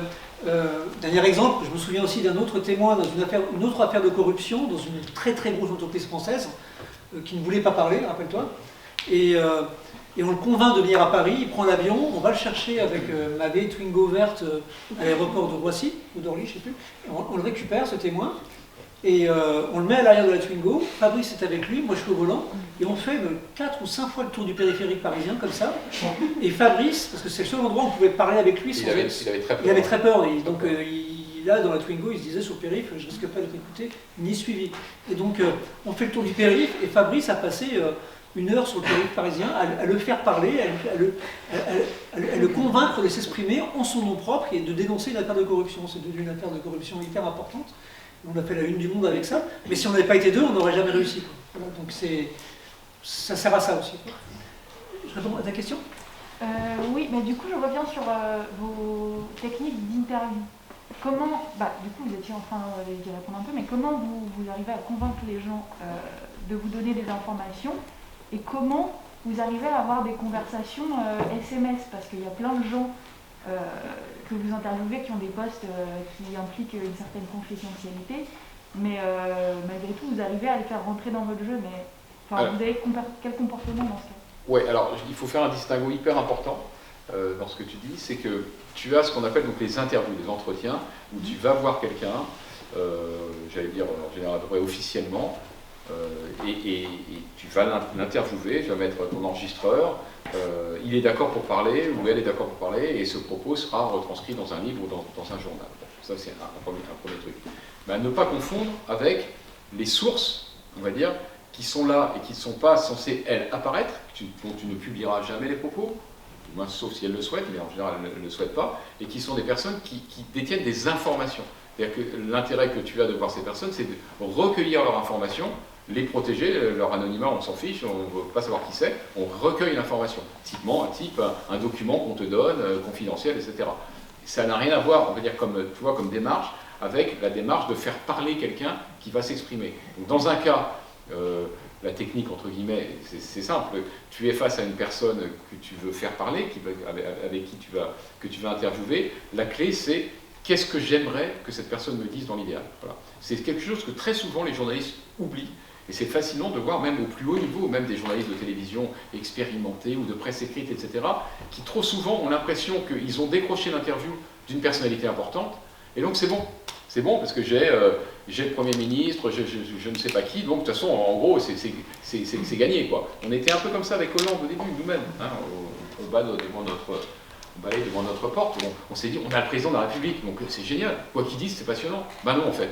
Non, ça peut être très chiant, même un président de la République, et pas seulement un président de la République. Donc le truc, c'est, qu'est-ce que dans l'idéal, je voudrais qu'il me dise, ou qu'elle me dise. Donc c'est ça qu'il faut avoir en tête du début à la fin de ton interview.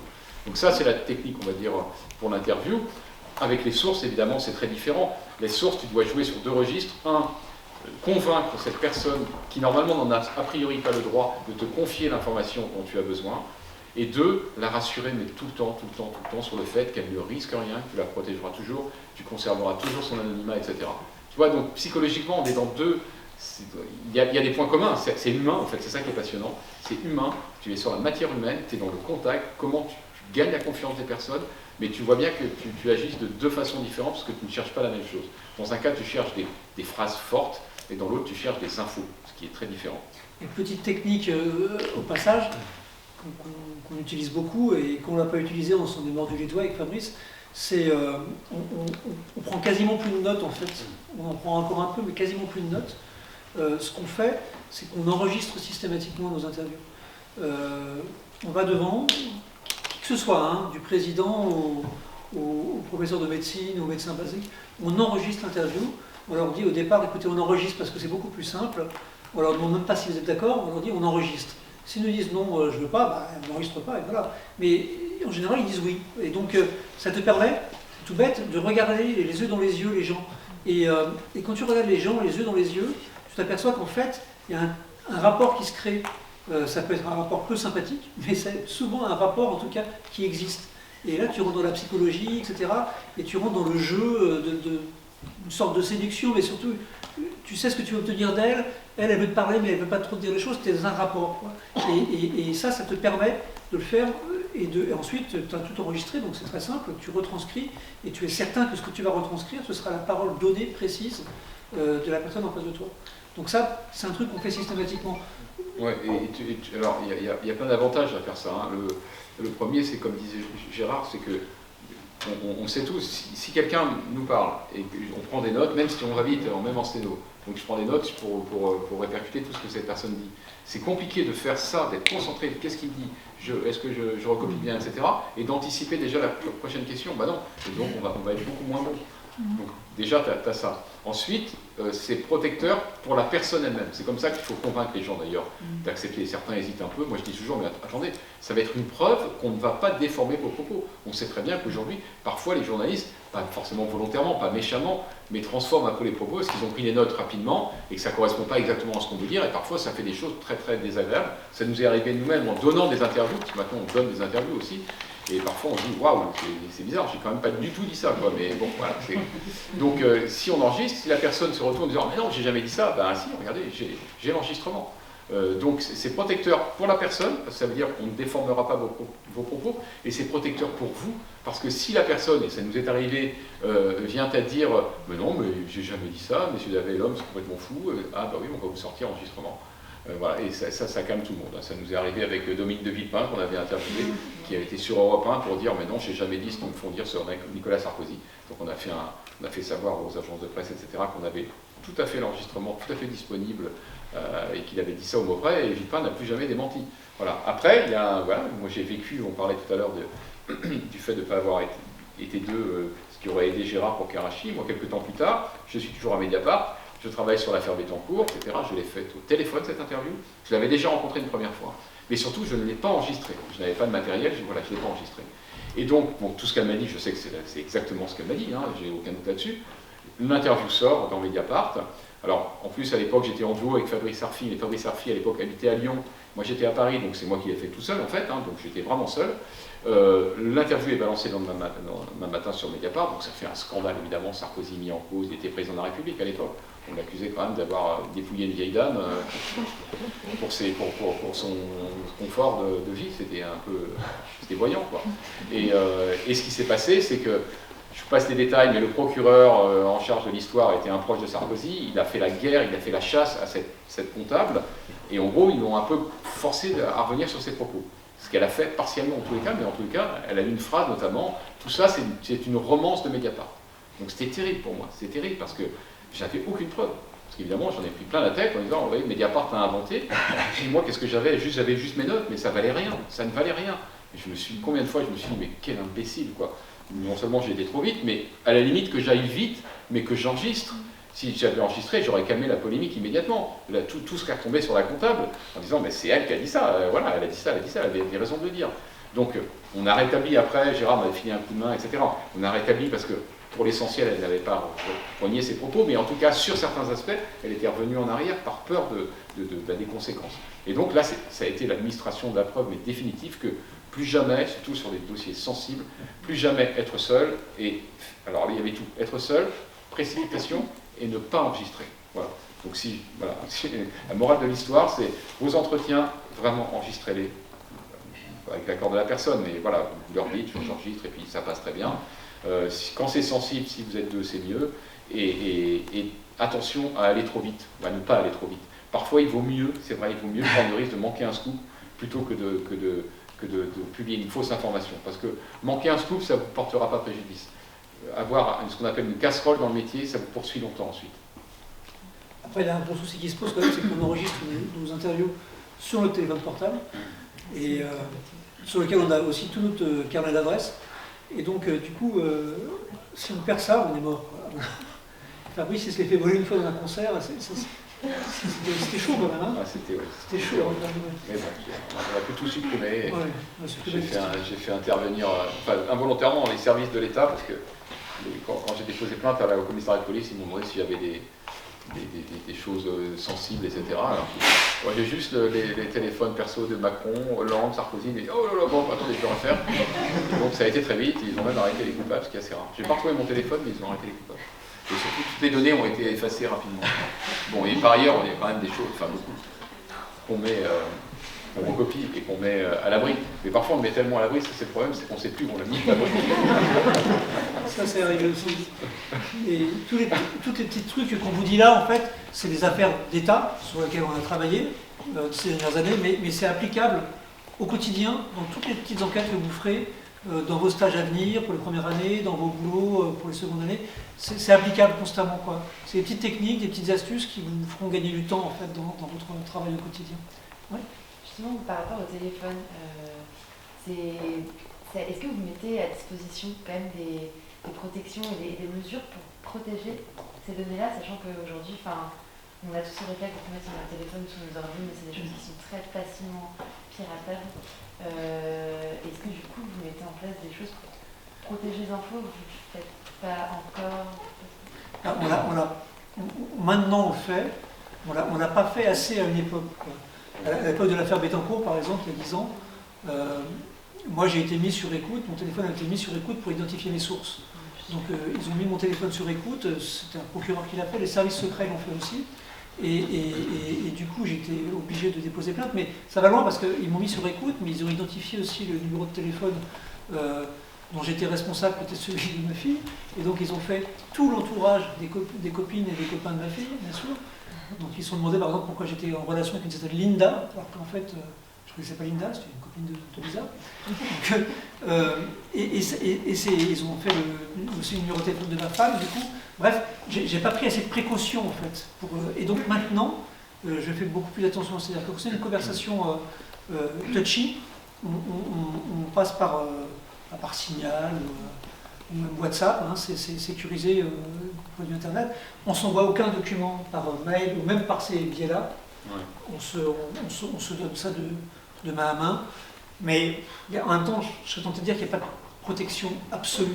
C'est-à-dire que si quelqu'un me prend mon téléphone aujourd'hui, dessus il y a plein de trucs, quoi, voilà. Et avec l'iCloud, en plus on n'est pas super bon en numérique avec Fabrice, donc l'iCloud il conserve tout, donc on n'est pas vraiment des modèles à ce niveau-là. Voilà. Mais on progresse. Bon, mais je pense qu'il n'y a pas de... Enfin, je veux dire, même les plus malins, les plus experts, etc., il n'y a pas de modèle parfait, puisqu'on sait qu'à un moment, à peu près tout est piratable, et par ailleurs, on est bien obligé d'interagir. On va envoyer des mails forcément, enfin, prendre des rendez-vous avec les gens. Enfin, je veux dire, c'est impossible de vivre avec que des pigeons voyageurs en 2022. D'autant que ça fait partie des éléments qui sont hyper importants dans l'enquête aussi. On ne parle pas que de l'enquête, mais comme c'est ce qu'on fait le mieux, le plus en tout cas. On envoie tout le temps des mails avec Fabrice, on laisse tout le temps les traces écrites de ce qu'on fait. C'est un élément qui vous sera intéressé, qui vous intéressera aussi pour vous au quotidien. C'est qu'on envoie tout le temps des SMS, des mails ou des WhatsApp à des gens pour les contacter parce que ça laisse une trace. C'est une trace, c'est hyper important parce que si derrière on vous reproche de ne pas avoir contacté telle personne pour respecter le contradictoire, ou si vous allez par malchance au tribunal, et Dieu sait, ça nous est arrivé avec Fabrice au tribunal, on peut produire des éléments comme quoi on montre qu'on a contacté les gens.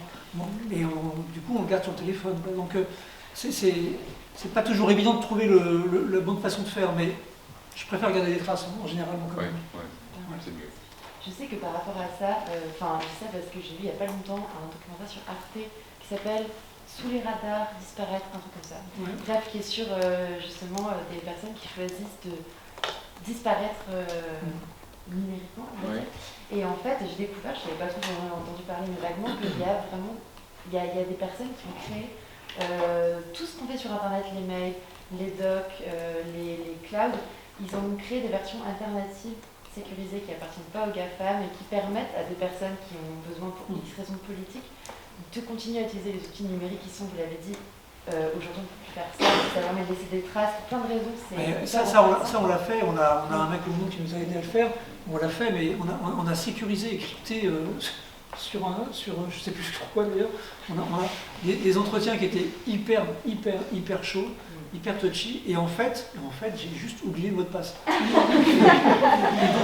Et je ne l'avais pas noté parce que si je le notais, je l'avais pas retrouvé. Donc et ça nous emmerde encore maintenant parce que c'était vraiment des trucs très importants. Et là, j'ai plus le mot de passe, j'ai essayé tous les mots de passe possibles. Voilà, je ne sais plus y avoir accès. Donc c'est plus tu plantes, parfois plus tu plantes trop. Ouais. Moi j'avais une question, mais c'est pas du tout en rapport avec informatique. C'était plus ce que vous pensez du journalisme militant, Ouais. et comment vous arrivez à mettre de côté vos opinions personnelles, vu que vos affaires elles ont quand même des conséquences hyper politiques et voilà. Alors, ouais, c'est deux bonnes questions. Alors déjà, je vais dire le plus facile, c'est que nous, comment on fait, c'est que nous, on est vraiment obsédés par les faits, quoi. Donc nous, on a, j'allais dire, théorisé la schizophrénie journalistique, c'est-à-dire qu'on est des citoyens comme les autres, on a des idées, il y a des gens qu'on aime bien, des gens qu'on n'aime pas, enfin voilà, normaux en fait, comme tout le monde, hein, finalement. Mais vraiment, quand on enfile notre costume de journaliste, tout ça n'existe plus. Voilà, tout ça n'existe plus. Et donc, je dis souvent, on a été catalogué comme journaliste anti-sarkozyste, et c'est vrai qu'on n'a vraiment pas ménagé, c'est le moins qu'on puisse dire. Mais quand à un moment dans l'affaire Bettencourt, en plus qu'on avait révélé, il nous est apparu à nous deux, c'était notre analyse du dossier, que la mise en examen de Sarkozy ne tenait pas, c'était notre conviction. On a fait une page dans le Monde pour dire que ça ne tenait pas la route. Ça a surpris beaucoup de gens. Et je ne vais pas dire qu'on a fait ça pour se faire plaisir, ça serait faux, mais on l'a fait parce qu'on pensait que c'était la vérité, tout simplement. D'ailleurs, 6 mois après, il a eu un non-lieu, donc on ne s'était pas trompé. Mais même si on s'était trompé, on s'en fiche. Je veux dire, c'est qu'on pensait vraiment ça. Et on ne s'est pas dit, ah ouais, mais on va quand même pas faire ça à Sarko qui nous cherche que les emmerdes. Parce que dans ce cas-là, pour nous, on n'est plus journaliste. Donc je pense qu'on arrive assez bien à faire preuve, pas d'objectivité, parce qu'on n'y croit plus en fait, ça n'existe pas vraiment, à faire preuve d'honnêteté intellectuelle. Voilà. C'est-à-dire qu'un truc ne va pas dans le sens qu'on aurait souhaité, ben c'est pas grave. Je te parlais de l'affaire de Karachi tout à l'heure, pour en avoir été à l'origine, moi j'aurais voulu que ça prospère vachement, tu vois, et que ça prenne encore plus de proportions. Et à la fin, bah, c'est pareil, dans le Monde, on a écrit que Sarkozy, qui était quand même un peu impacté au début, ben on en a conclu qu'en fait il n'était pas dans l'histoire, et on l'a dédouané. Voilà, et on n'a pas fait ça pour être gentil ni pour être méchant, c'est pas le sujet. Donc on arrive vraiment à tenir cette ligne de crête, parce que je pense que c'est un peu notre personnalité, on est tellement obsédé par l'info en fait que le reste disparaît. Après, la vraie question, une question plus importante au-delà de nous, c'est ce qu'on appelle effectivement le journalisme militant. C'est assez intéressant parce que, comme on a déjà une longue carrière derrière nous, dans la première partie de notre carrière, si tu veux, on ne parlait pas comme ça. C'est-à-dire que tu avais, pour résumer, tu avais le journalisme en général, avec tous les grands journaux, qu'ils soient de gauche, de droite, de Figaro, Libération, tout ça, voilà, avec des journaux qui avaient une ligne éditoriale, mais des journalistes qui enquêtaient, pardon, à peu près de la même manière, tous. Voilà. Après, tu avais à côté de ça des journaux, on va dire, très militants, très engagés, par exemple l'Humanité, ou je sais pas, le Minute, etc. Mais c'était des journaux qui ne faisaient pas d'enquête. Donc, c'était des journaux qui avaient juste des partis pris éditoriaux. Voilà. Donc ça, c'était la situation qu'on a connue pendant longtemps et qui était très simple à comprendre. Et puis, depuis, on va dire, 10-15 ans peut-être, on a vu se développer, notamment avec l'essor d'Internet et des médias sur Internet, qui ont permis la création de journaux en ligne avec des plus petits budgets, etc.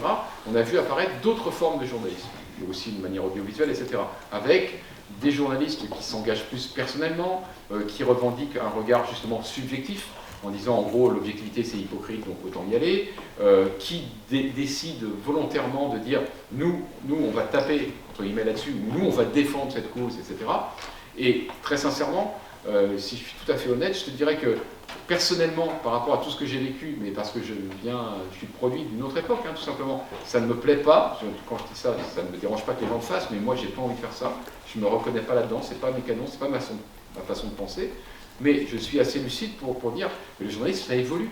Et on ne peut pas rester, on ne peut pas faire du journalisme comme en 80 ou comme en 1960. C'est tant mieux, très bien. Donc ça évolue, il y a ça, il faut l'accepter. Il y a des côtés positifs, je pense. Je pense qu'il y a des côtés positifs dans le sens où vous avez des gens qui, du coup, vont mettre toutes leurs ressources dans un angle, et donc ils vont trouver des choses. Ce qui compte, c'est que ce soit équilibré, en fait. C'est-à-dire qu'on ne tape pas toujours sur les mêmes, ou qu'on ne cherche pas toujours dans les mêmes directions. Donc après, moi, je n'ai pas de problème, et a fortiori, et ça c'est quand même important, si ce journaliste qu'on va qualifier de militant se revendique comme tel, ne cache pas son jeu. Voilà, ça c'est quelque chose qui ne me plairait pas. Ce serait déguisé derrière, je sais pas, un média totalement neutre, entre guillemets, ou mainstream, ou appelons ça comme on veut, et qu'en fait, derrière, il y aura des journalistes qui essaieraient d'influer sur le cours des choses, d'influencer les gens sans le dire. Ça, je trouve ça gênant parce que c'est malhonnête. En revanche, dire, voilà, nous on se positionne sur ce créneau et on y va. Les gens savent ce qu'ils font, pourquoi ils y vont et pourquoi ils n'y vont pas. Donc pourquoi pas. Si tu prends l'exemple de Bellingcat, je ne sais pas si tu vois ce que c'est Bellingcat, c'est un collectif qui enquête de manière vidéo sur ce qui se passe en Russie. C'est super intéressant ce qu'ils font, c'est eux qui ont réussi à retrouver des espions russes qui avaient empoisonné des personnes, etc. C'est un collectif d'enquête très fort, très puissant, mais très militant puisqu'ils sont très anti-Poutine. Mais ce qu'ils font, c'est de l'utilité publique, hein, donc moi j'ai rien contre ça. Après, le seul biais qu'il faut avoir en tête, et là j'ai des exemples très précis, c'est que ne pas suivre forcément tes inclinations personnelles, parce que parfois tu as des évidences qui s'imposent à toi. Deux exemples, tout à l'heure je parlais de l'affaire Allègre-Baudis, alors là vous étiez tout jeune, mais en 2003, deux prostituées à Toulouse balancent sur procès-verbal aux gendarmes que le maire de Toulouse, Dominique Baudis, participe à des partouzes avec des jeunes filles et des prostituées et violente les gens, etc. à Toulouse. Scandale énorme en France, et même ailleurs d'ailleurs, ça s'appelle l'affaire Allègre-Baudis, et tout le monde s'engouffre là-dedans, Libération, etc. Il y a des articles partout, etc. Parce que c'était tentant, c'était le pot de terre contre le pot de fer, on avait tendance à vouloir croire les prostituées qui dénonçaient les gens installés, les notables. Et ben, on s'est tous plantés, toute la presse s'est plantée. Voilà. Donc, il faut le garder en tête, il y a un documentaire qui est très bien fait sur la 5 qui s'appelle l'affaire Baudis, que vous pouvez retrouver en replay. Et autre histoire qui m'est arrivée personnellement, qui est moins connue, mais là c'est pareil, j'ai succombé à à un truc auquel je voulais croire. Un jour, il y a une maison qui brûle dans un village au fin fond de l'Auvergne. Cette maison, c'était celle du seul noir qui habitait, le seul noir du village. Voilà. La maison brûle, il y avait des tags racistes sur la maison. Et donc, moi, je me dis, c'est une bonne histoire. Donc, bonne histoire. Côté un petit peu, on va là où il y a de l'histoire. Hein, il ne faut pas se cacher la vérité. Donc, j'y vais, et en me disant, évidemment, c'est un truc raciste, évidemment, etc. etc. Et je raconte l'histoire sur une page dans Le Monde, et je prends les précautions d'usage en faisant l'enquête. Hein, je vois le procureur, les gendarmes qui me disent qu'il faut faire attention, donc je fais attention, je l'écris, etc. Il n'empêche que la tonalité globale de l'article, c'était quand même un village raciste au fin fond de l'Auvergne. C'était peu de choses près. Et en fait, un mois et demi après, on a appris qu'en fait, c'était lui qui avait mis le feu à sa maison pour toucher l'argent de l'assurance. Et pourtant, le type, je l'avais vu devant moi, j'avais parlé, j'ai fait l'enquête de terrain, il avait pleuré devant moi, etc. Extrêmement convaincant. Et je m'étais laissé aller, c'est-à-dire que j'avais cru à ce qu'il me disait, premièrement. Première leçon, ne jamais croire ce qu'on vous dit. Et deuxième leçon, j'avais voulu croire aussi à ce que je pensais moi. Tu vois, c'était mon biais, je pensais qu'effectivement, le racisme c'est pas bien, évidemment, et donc il fallait le raconter. Bah, là, c'était autre chose. Donc ça veut dire qu'il faut toujours se méfier aussi un peu de tes propres inclinaisons et de ce que tu penses toi. Tu peux faire un journalisme militant, mais encore faut-il qu'il soit factuel et ne pas céder forcément à ce que tu as envie que ce soit. Quoi, tu vois. Si je vais être clair. Il y a une question. Bon, 4. 3, 4.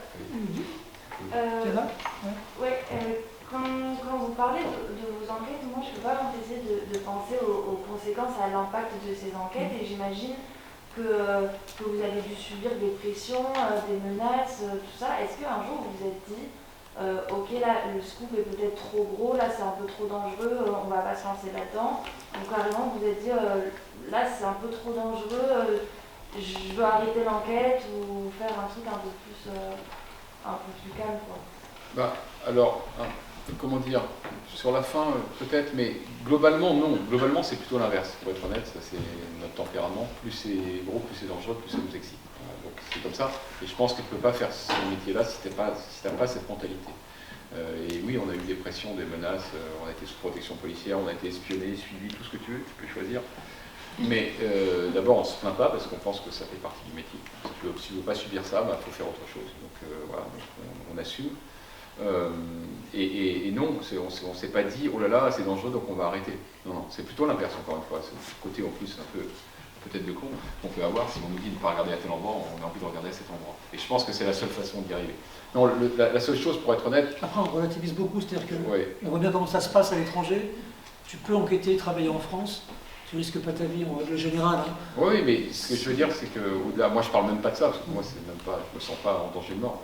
Mais les pressions, les procès, on te regarde de travers, tu vas sur un plateau télé parce que tu es invité et tu as un député que tu avais mis en cause il y a 3 ans et il ne te serre même pas la main. Enfin, c'est des choses comme ça, c'est tout bête, mais au bout d'un moment, c'est pas très agréable. Bon, et donc, ça ne nous a jamais ralenti jusqu'à un certain point. Et c'est vrai que maintenant, je pense, depuis quelques années, là, il y a un peu une petite évolution, parce que d'abord, je crois qu'on a fait beaucoup de choses, donc à un moment, il y a un peu d'usure. Et on s'est dit, ouais, c'est bien de prendre un peu de recul, parce qu'on a beaucoup fait, nos familles en ont souffert à plusieurs reprises, parce que tu amènes aussi le stress à la maison, plein de choses que tu peux amener, voilà. Et donc, c'est pas une question de peur, ou ça, c'est pas du tout ça. Je pense qu'il y a un peu d'usure, voilà, un peu d'usure, d'être tout le temps au taquet, tout le temps de savoir qu'il y a des gens qui te détestent et tout. Bon, tu te dis, ouais, la vie, il n'y a pas que ça quand même. Donc ça ne veut pas dire qu'on arrête, mais ça veut dire on est moins sur la corde raide, on a sorti déjà beaucoup d'histoires, on essaie de faire des choses un peu plus sur le long terme. Maintenant, si demain on a un scoop incroyable qui nous arrive et qui met en cause plein de gens, on le fera sans doute parce qu'on est journaliste, mais c'est vrai qu'il y a un peu d'usure qui se produit. Et c'est aussi pour ça qu'on est là, c'est qu'on a envie maintenant plutôt d'aider les plus jeunes à prendre notre place, quoi, finalement. Ouais. Moi, j'avais une question en fait concernant ce que vous avez dit juste avant. Est-ce que vos enquêtes en général ne sont pas parfois influées par vos opinions, vos revendications personnelles, ou est-ce que c'est vraiment quelque chose que vous sentez et que vous y allez, vous cherchez à savoir ce qui se passe au-delà de ce que vous ressentez personnellement? Je parle pour Fabrice, mais pour moi aussi. Hein. Moi, je fais en fonction de mes centres d'intérêt. Donc, quand ça m'intéresse, j'y vais. mais jamais en fonction de mes centres d'intérêt politiques ou personnels. En fait, quand j'ai été recruté au Monde, c'était en 2001, c'était Duplenel qui disait toujours la même phrase, hein, qui était penser contre soi-même.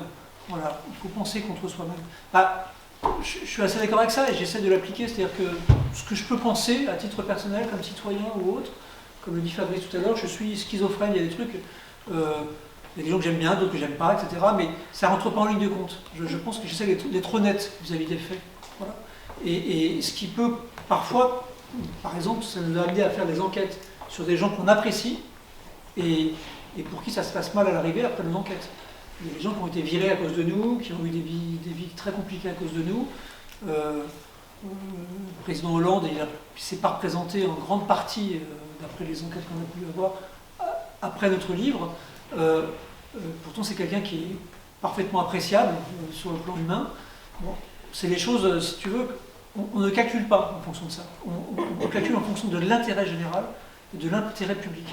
Est-ce que c'est béton? Est-ce que c'est sourcé? Est-ce que c'est contextualisé? Est-ce que c'est vérifié? Et est-ce que ça a un intérêt général? C'est les seuls trucs qui nous intéressent vraiment. Justement, moi j'avais une question sur cet intérêt général. Est-ce que, à des moments, ça vous est arrivé d'abandonner des enquêtes parce que vous vous êtes dit, là ça me rentre peut-être juste trop dans la vie privée d'une personne, ou alors ça n'a pas d'intérêt public, tout ça. Et du coup, est-ce que vous vous entendez à deux? Vous êtes plutôt d'accord pour tout ça? J'entendais notamment, je pense à cette question parce que j'avais entendu Fabrice Arfi, on lui avait posé la question sur Mazarine Pinjot, notamment, et lui, il avait dit, moi je ne l'aurais pas sorti parce que je ne trouve pas que c'est d'intérêt public. Et du coup, comment vous fonctionnez par rapport à ça? Alors, je ne savais pas qu'il avait dit ça. C'est intéressant, plutôt, ça me rassure plutôt qu'il ait dit ça d'ailleurs, parce que quand on peut imaginer parfois, pour l'avoir connu, pas lui, mais Mediapart, tendance à un peu à tout sortir dans tous les sens, sans beaucoup de réserve, parfois. Et donc, ça veut dire qu'il se pose des questions, il a raison. Après, Mazarine, c'est tout à fait discutable. Tout à fait discutable au sens premier du terme, c'est-à-dire que je pense que c'était un sujet, parce qu'elle était logée aux frais de l'État, il y avait des gens qui la surveillaient aux frais de l'État, etc. Mais je sais qu'à l'époque, moi, je l'avoue, je n'aurais pas été super à l'aise pour faire ça, ça ne m'aurait pas trop plu. Peut-être que je l'aurais fait quand même, mais je n'aurais pas adoré faire ça. Nous, on l'a vu, alors, on a eu plusieurs exemples, hein. François Hollande avec sa liaison. Nous, on a été en fait informés en amont qu'il y avait une histoire sans doute. Voilà. Et qu'est-ce qu'on a décidé de faire? Rien. Voilà. Qui nous en parle? Et en plus, c'est un certain Nicolas Sarkozy qui nous l'a mis sur la table. On a un rendez-vous personnel avec Nicolas Sarkozy. Il nous dit, vous devriez vous intéresser à la bonne amie de... qui va pas en scooter, il avait toutes les infos. Il avait toutes les infos. Alors, on s'est pas intéressé. Mais on ne s'y est pas intéressé. Alors, on pourrait nous dire qu'on a eu tort, mais moi, je maintiens cette position aujourd'hui. Je maintiens. Moi, voilà, c'est pas ma cam, non. Et c'est pas parce que c'était Hollande, hein, en plus. Rien à faire. Ça aurait justement été Sarkozy, ça aurait été n'importe qui. Voilà. Donc, oui, l'intérêt public, c'est le critère numéro 1. C'est le critère numéro 1, et on essaie de tenir sur cette ligne, mais c'est pas facile parce qu'aujourd'hui on voit bien que la ligne est de plus en plus mordue et que un peu tout sort. Hein. Après tout, alors c'est sûrement un sujet qui vous concerne beaucoup, qui est tout le mouvement derrière MeToo, puis la déclinaison française qui est un peu plus trash, balance ton porc, etc. Et en tous les cas, ce qu'on appelle la libération de la parole sur toutes les agressions, harcèlements, etc., qui est un mouvement tout à fait bénéfique, souhaitable et tout ce qu'on veut, mais qui journalistiquement, là je ne parle pas de la société, je parle journalistiquement, nous interroge quand même. C'est-à-dire que je vois, encore une fois c'est l'avantage de l'expérience, hein. Je vois aujourd'hui dans les médias sortir des accusations sur des gens, fondées ou pas fondées, je n'en sais strictement rien, hein, c'est pas le problème, mais je me dis c'est vertigineux parce qu'il y a même, je sais pas, 10 ans de ça ou 15 ans de ça, aucun journal n'aurait fait ça, parce que ça ne respecte pas les canons habituels du journalisme. C'est-à-dire que même, on a un exemple, nous, dans le livre sur la droite française, un des derniers livres qu'on avait fait avant celui sur Macron, où on a eu des accusations visant à une personnalité française de droite, de premier plan, de malversation financière, une question d'argent liquide remise à cette personne. On a un témoin, on a le nom, les lieux, etc. Simplement, on ne peut pas recouper avec une autre source. Voilà. Donc qu'est-ce qu'on a fait, alors qu'on est sûr que c'est vrai? On ne l'a pas sorti. Voilà. C'est un énorme scoop qui ne sortira jamais, sans doute, sauf si quelqu'un d'autre se réveille. Mais ce que je veux dire par là, c'est qu'aujourd'hui, si on met ça en équivalent avec une accusation de harcèlement, on voit bien il n'y a même pas besoin du quart de la moitié pour le sortir. Or, nous, on trouve que il faut réfléchir à ça. Il n'y a pas de poids de mesure. Normalement, nos règles journalistiques font que la prudence doit s'imposer tout le temps. Et ça n'a rien à voir avec, encore une fois, les faits de harcèlement, etc., qu'il faut dénoncer. Nous, on déteste ça et c'est formidable que tout ça se passe. Mais il ne faut pas qu'on en oublie en fait des règles de base, parce que sinon on va tous mourir, quoi. Journalistiquement, il n'y aura plus de journalisme, c'est-à-dire que ce sera tout le monde raconte n'importe quoi, tout le monde balance, on ne vérifie pas, etc. Nous, c'est une règle d'or, de vérifier plusieurs sources, etc., etc., etc. Dans ces histoires de harcèlement, d'ailleurs, souvent c'est fait. Quand vous avez quelqu'un qui est accusé quand même par 7 personnes différentes, commencez à voir quelque chose, quoi. Donc je ne dis pas que c'est pas fait, mais je dis que parfois, on s'affranchit des règles élémentaires qui doivent rester les nôtres. Donc intérêt public, est-ce que c'est l'intérêt public? Est-ce que j'ai les moyens de vérifier un minimum? Est-ce que la crédibilité de l'accusateur, de l'accusatrice est avérée, etc. Et je pense qu'il faut l'appliquer sur tous les domaines. Voilà. Corruption, affaires de mœurs, tout ce que vous voulez, il faut rester sur nos règles essentielles. Est-ce que vous pouvez nous raconter un peu plus comment c'était du coup à Mediapart? Parce que vous avez dit qu'il y avait des côtés positifs et aussi des côtés négatifs. Donc, ouais. Oui, pour résumer, les côtés positifs, ils sont nombreux. Hein. C'était le fait d'avoir créé une nouvelle aventure. Ensuite, le fait d'avoir un média qui ne se veut, j'allais dire, que d'investigation. En tout cas, c'était ça vraiment au début. Hein. C'est assez moustillant de se dire il faut trouver des infos partout et que ça. Et on n'apporte que de la plus-value. Et moi, c'est exactement ma vision du métier, donc c'est assez excitant. Et par ailleurs, on avait quand même, pour un petit média, parce qu'au début c'était un petit média, on avait quand même des moyens, ce qui est bien. On avait les notes de frais, on avait des salaires très corrects, etc. Et on avait une possibilité de tout faire. Par ailleurs, c'était le premier vraiment pure player. Donc on publiait sur Internet, et moi ça me faisait un choc, parce qu'avant, dans les autres journaux, on me disait toujours « Fabrice, ça fait trop long, 2500 signes, pas plus, etc. » Et là, je pouvais faire 50 000 signes, personne ne me disait rien. Alors c'est peut-être un peu trop, hein, mais je veux dire, c'est une respiration, il y avait une forme de liberté. Voilà, tout était possible, etc. Donc ça, c'était formidable. Donc voilà, moi je me suis bien éclaté. Et aussi le fait de partir d'un média totalement inconnu, parce qu'il ne faut pas oublier qu'en Mediapart se lance pendant 2 ans et demi, c'était personne, tout le monde s'en foutait, ça ne marchait pas du tout, ça menaçait d'ailleurs de fermer, hein. Et c'est l'affaire Bettencourt qui a tout changé. Mais je veux dire, c'est excitant de participer à une aventure qui est comme ça.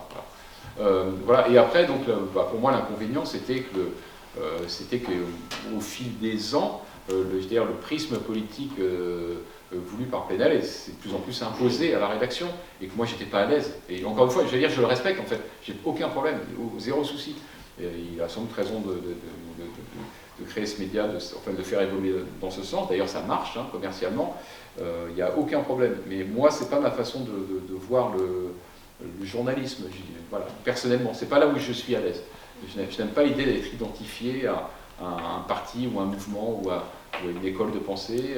Je n'aime pas qu'on me dise qu'il faut enquêter sur telle personne et pas sur telle personne, etc. Je suis l'inverse de ça. Donc voilà, donc c'est pour ça qu'on s'est séparés, parce que je ne me reconnaissais plus dans la ligne éditoriale, que je respecte par ailleurs, en fait. Voilà, c'est aussi simple que ça. Est-ce que vous pouvez nous parler d'une enquête qui a transformé quelque chose en vous ou qui vous a marqué dans votre carrière? Il y en a plein, hein, mais il y en a beaucoup, quoi. Il y en a une, mais elle est relativement personnelle, quoi. Donc c'est une enquête, en fait, je vais en parler, c'est une enquête que Lisa connaît bien, en l'occurrence, c'est une de ses copines qui... Je peux en parler, Lisa? Oui. C'est une de ses copines qui s'appelle Agnès Marin, qui est décédée, et qui était, à l'époque, elle était dans un internat, au fond de l'Auvergne, et elle est tombée sur un serial killer, et qui l'a tué, quoi, après avoir déjà violé d'autres personnes avant. Et c'était une amie de Lisa. Et du coup, à l'époque, Lisa était elle aussi en internat. Et donc c'était une époque compliquée, de relations, en particulier avec Lisa. Et donc du coup, moi j'étais enquêteur au Monde, et je faisais que des affaires qui étaient des affaires extrêmement corruption, commission financière, etc., politico-judiciaire. Et cette histoire-là, en fait, elle m'a bouleversé, quoi, parce que j'ai rencontré les parents de cette jeune fille qui est morte, je me suis identifié à elle, parce que évidemment à cause de Lisa, et du coup je me suis impliqué totalement dans cette histoire-là. J'ai demandé la permission à la direction du journal d'enquêter là-dessus, j'ai demandé aussi à Fabrice, parce que c'est pas sa cam ces trucs-là, donc je lui ai demandé si ça ne me dérange pas si je travaille là-dessus. J'ai demandé au journal, je lui ai demandé à la direction, voilà, je suis un peu impliqué personnellement, donc, parce que j'ai donné l'autorisation de travailler là-dessus. Ils m'ont dit oui, à condition de faire bouger les choses. Et donc j'y suis allé sur le terrain, j'ai récupéré toutes les pièces d'instruction, je suis allé voir les gendarmes, les parents, etc. J'ai fait une grosse double page dans le journal pour expliquer qu'il n'était pas normal qu'à l'époque, quand quelqu'un venait dans un établissement privé, qu'on disait qu'il y avait le tueur en question, il avait eu il avait été en prison. Hein. Donc c'est une enquête qui me touche, j'en parle souvent de celle-là parce qu'elle m'a touché. C'est pas la plus importante, mais elle m'a touché. Oui, moi c'est moins personnel, mais c'est un peu le même registre, c'est-à-dire quelque chose que je ne fais pas du tout d'habitude, et c'est au moment des attentats de 2015, et notamment les seconds, là, ceux de Bataclan, les terrasses et tout, et comme tout le monde, pas toute personne normalement constituée, on avait été tous les deux très troublés, ou pas traumatisés, mais en tout cas très choqués, surtout qu'on avait déjà été choqués au départ, Charlie, où on attaquait la presse, on assassinait des journalistes en France qui n'arrivent jamais. Donc déjà c'était un premier choc, là c'était la réplique où, en plus moi j'ai tellement été dans des concerts de rock au Bataclan, voilà, on va assassiner des gens qui vont voir un concert, ça aurait pu être moi, ça aurait pu être ma fille, enfin bon. Et je sais pas, il s'est produit un truc, c'était aussi une période où on était un peu, justement on voulait un peu évoluer, on était un peu comme ça entre deux eaux, et le journal a demandé, a voulu faire un mémorial numérique pour rendre hommage à toutes les personnes victimes des attentats. C'est-à-dire à chaque fois il fallait que des journalistes se dévouent pour trouver des personnes qui avaient connu les victimes et pour tracer un petit peu des petits portraits sympathiques sur ces gens-là. C'est vraiment pas du tout notre cas, on peut le dire, c'est vraiment pas ce qu'on fait d'habitude, c'est pas... Voilà. Et je sais pas, et moi je me suis proposé, je me suis surpris moi-même, je me suis proposé, oui, moi je vais participer.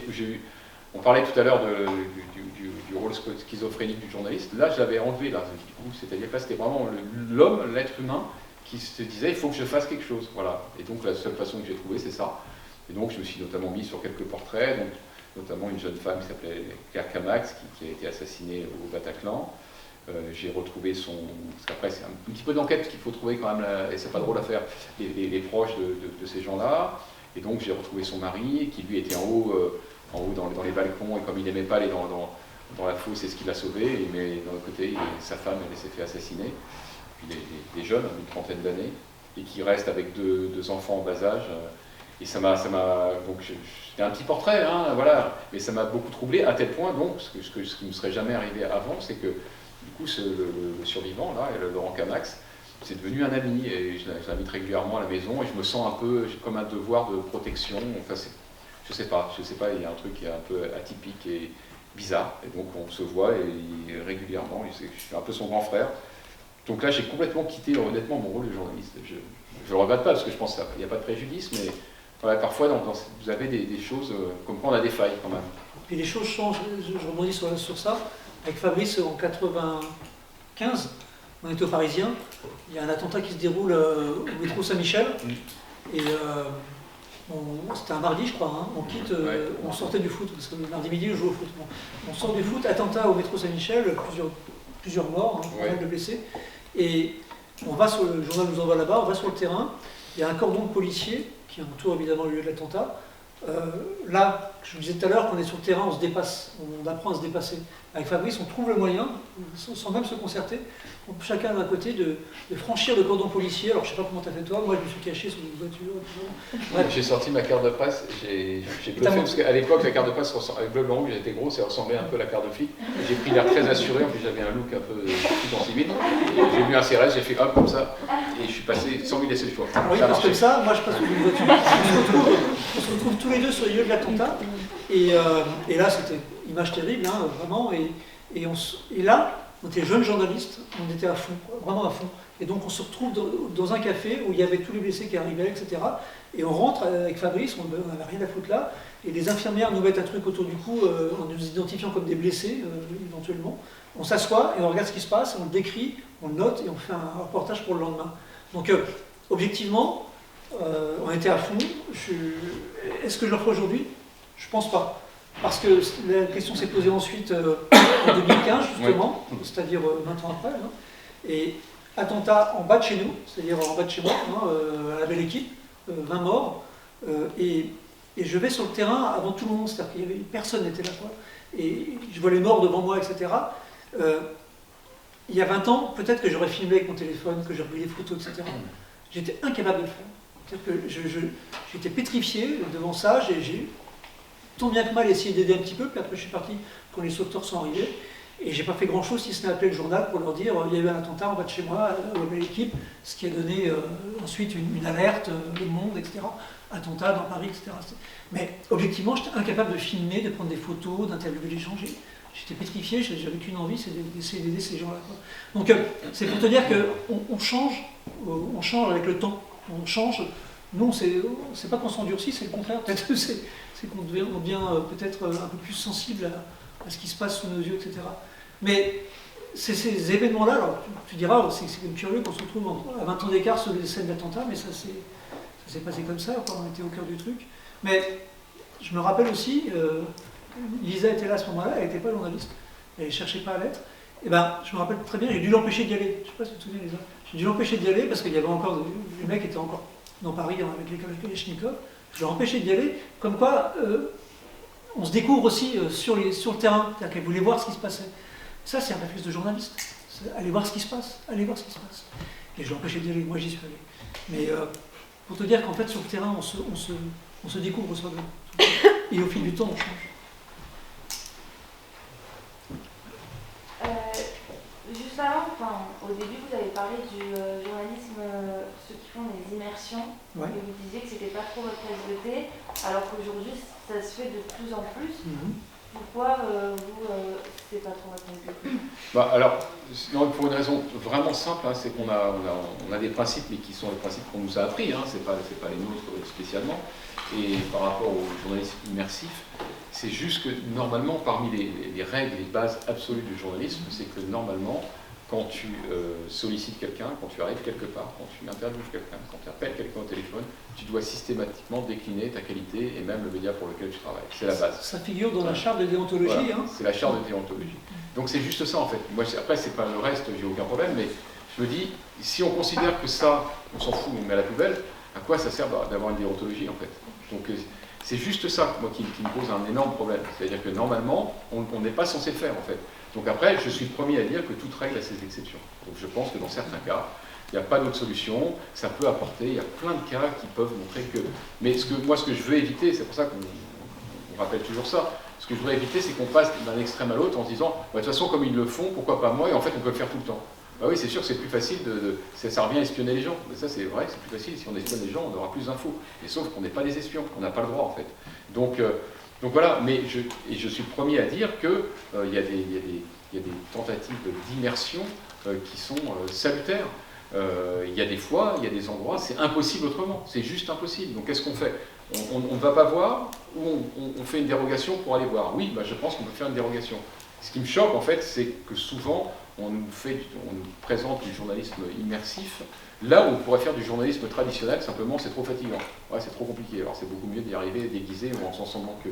Et ça, moi ça me convient pas. Donc c'est juste faire la part des choses et je pense faire du cas par cas en fait. Est-ce qu'on peut faire autrement ou pas, premièrement? Et si on ne peut pas faire autrement, est-ce que c'est indispensable ou pas? Voilà. Si à chaque fois c'est oui, ben ok, on peut le faire. Voilà. Et nous, en encadrant des étudiants en journalisme, il nous est arrivé qu'on nous propose des choses comme ça, et il nous est même arrivé qu'on dise oui, parce qu'il n'y avait pas d'autre façon de faire. Voilà, et qu'on pensait qu'il n'y aurait pas un préjudice terrible pour les gens. Voilà. Mais il faut que ça reste une exception, tout simplement. Il n'y a pas de réponse évidente, parce que je me suis interrogé là-dessus. Hein, par exemple, on parle de Ouistreham en ce moment, hein, le film. Et donc le livre au départ, Le Quai de Ouistreham de Florence Aubenas. Là, elle a fait un travail, je trouve, moi j'ai lu le livre, hein, plus d'écrivaine que de journaliste. Et un écrivain, elle fait ce qu'elle veut, après tout. Hein, il n'y a pas de charte de déontologie des écrivains. Et son livre est une œuvre littéraire en soi, ce qui ne l'empêche pas d'avoir fait des enquêtes et des reportages en employant totalement les critères des journalistes sur d'autres enquêtes. Donc la frontière est parfois floue, c'est pas forcément évident d'y répondre. Mais c'est vrai, je suis comme Fabrice, moi je me dis que quand on peut le faire autrement, autant le faire. Et je reprends l'enquête sur la police, là, dont on avait parlé tout à l'heure. Là. Je trouve, il y avait une enquête, juste au même moment où le bouquin est sorti, il y avait une enquête qui est sortie dans Street Press, je crois. Une belle enquête, Mediapart aussi a fait une enquête, qui racontait de l'intérieur comme la police était gangrénée, parfois, par des actes de violence, de racisme, ou alors de pure délinquance, quoi. Et Street Press avait sorti une super enquête. Et je pense qu'on n'avait pas besoin, forcément, de se faire passer pour un flic pendant 6 mois, quitte à participer en plus avec des actes délictueux. Comment tu te comportes par rapport à ça? Est-ce que tu es citoyen, journaliste, tout ça? C'est pas simple. Ça pose des questions qui dépassent le strict plan déontologique. Et moi, c'est vrai que je ne suis pas super à l'aise par rapport à ça. Et je préfère quand les journalistes annoncent clairement la couleur et se bagarrent pour aller chercher le truc. Mais bon, peut-être que c'est un réflexe de mec de 55 ans. C'est possible aussi. Vous avez d'autres questions?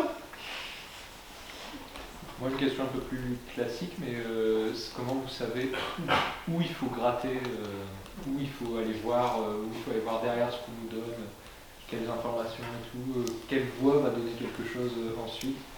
Alors, le truc, c'est que c'est très empirique, donc je ne peux pas donner une règle générale, puisque ça va dépendre c'est le cas par cas. Un exemple, c'est que tu peux partir d'une affaire ou d'une histoire ou d'un sujet qui occupe le devant de l'actualité, donc qui est déjà connu, le sujet en lui-même est déjà connu, et toi, parce que tu as une source, ou simplement parce que tu as une intuition, tu as du flair, tu te dis, tiens, dans cette histoire-là, il y a un angle qui n'a pas été creusé, moi je sens qu'il y a quelque chose, et là c'est vraiment ton intuition, par rapport aussi à tout ce que tu as lu, etc. Et tu as d'autres cas où c'est quelque chose dont personne n'a parlé, et toi, parce que tu y penses, parce que tu as quelqu'un qui t'a parlé de quelque chose, etc., tu vas avoir ce déclencheur qui va te mettre sur la piste. Mais tu vois, il y a plusieurs façons d'y arriver en fait. Ça peut être un informateur, entre guillemets, ça peut être ton cousin qui t'a parlé d'un truc, tu es au courant de ça, bah non, pourquoi il y a peut-être un truc à gratter, etc. Tu vois. Et après, c'est vrai que ça repose beaucoup sur l'intuition et sur très vite, c'est ce qu'on explique toujours aux plus jeunes qui nous proposent souvent des sujets assez ambitieux.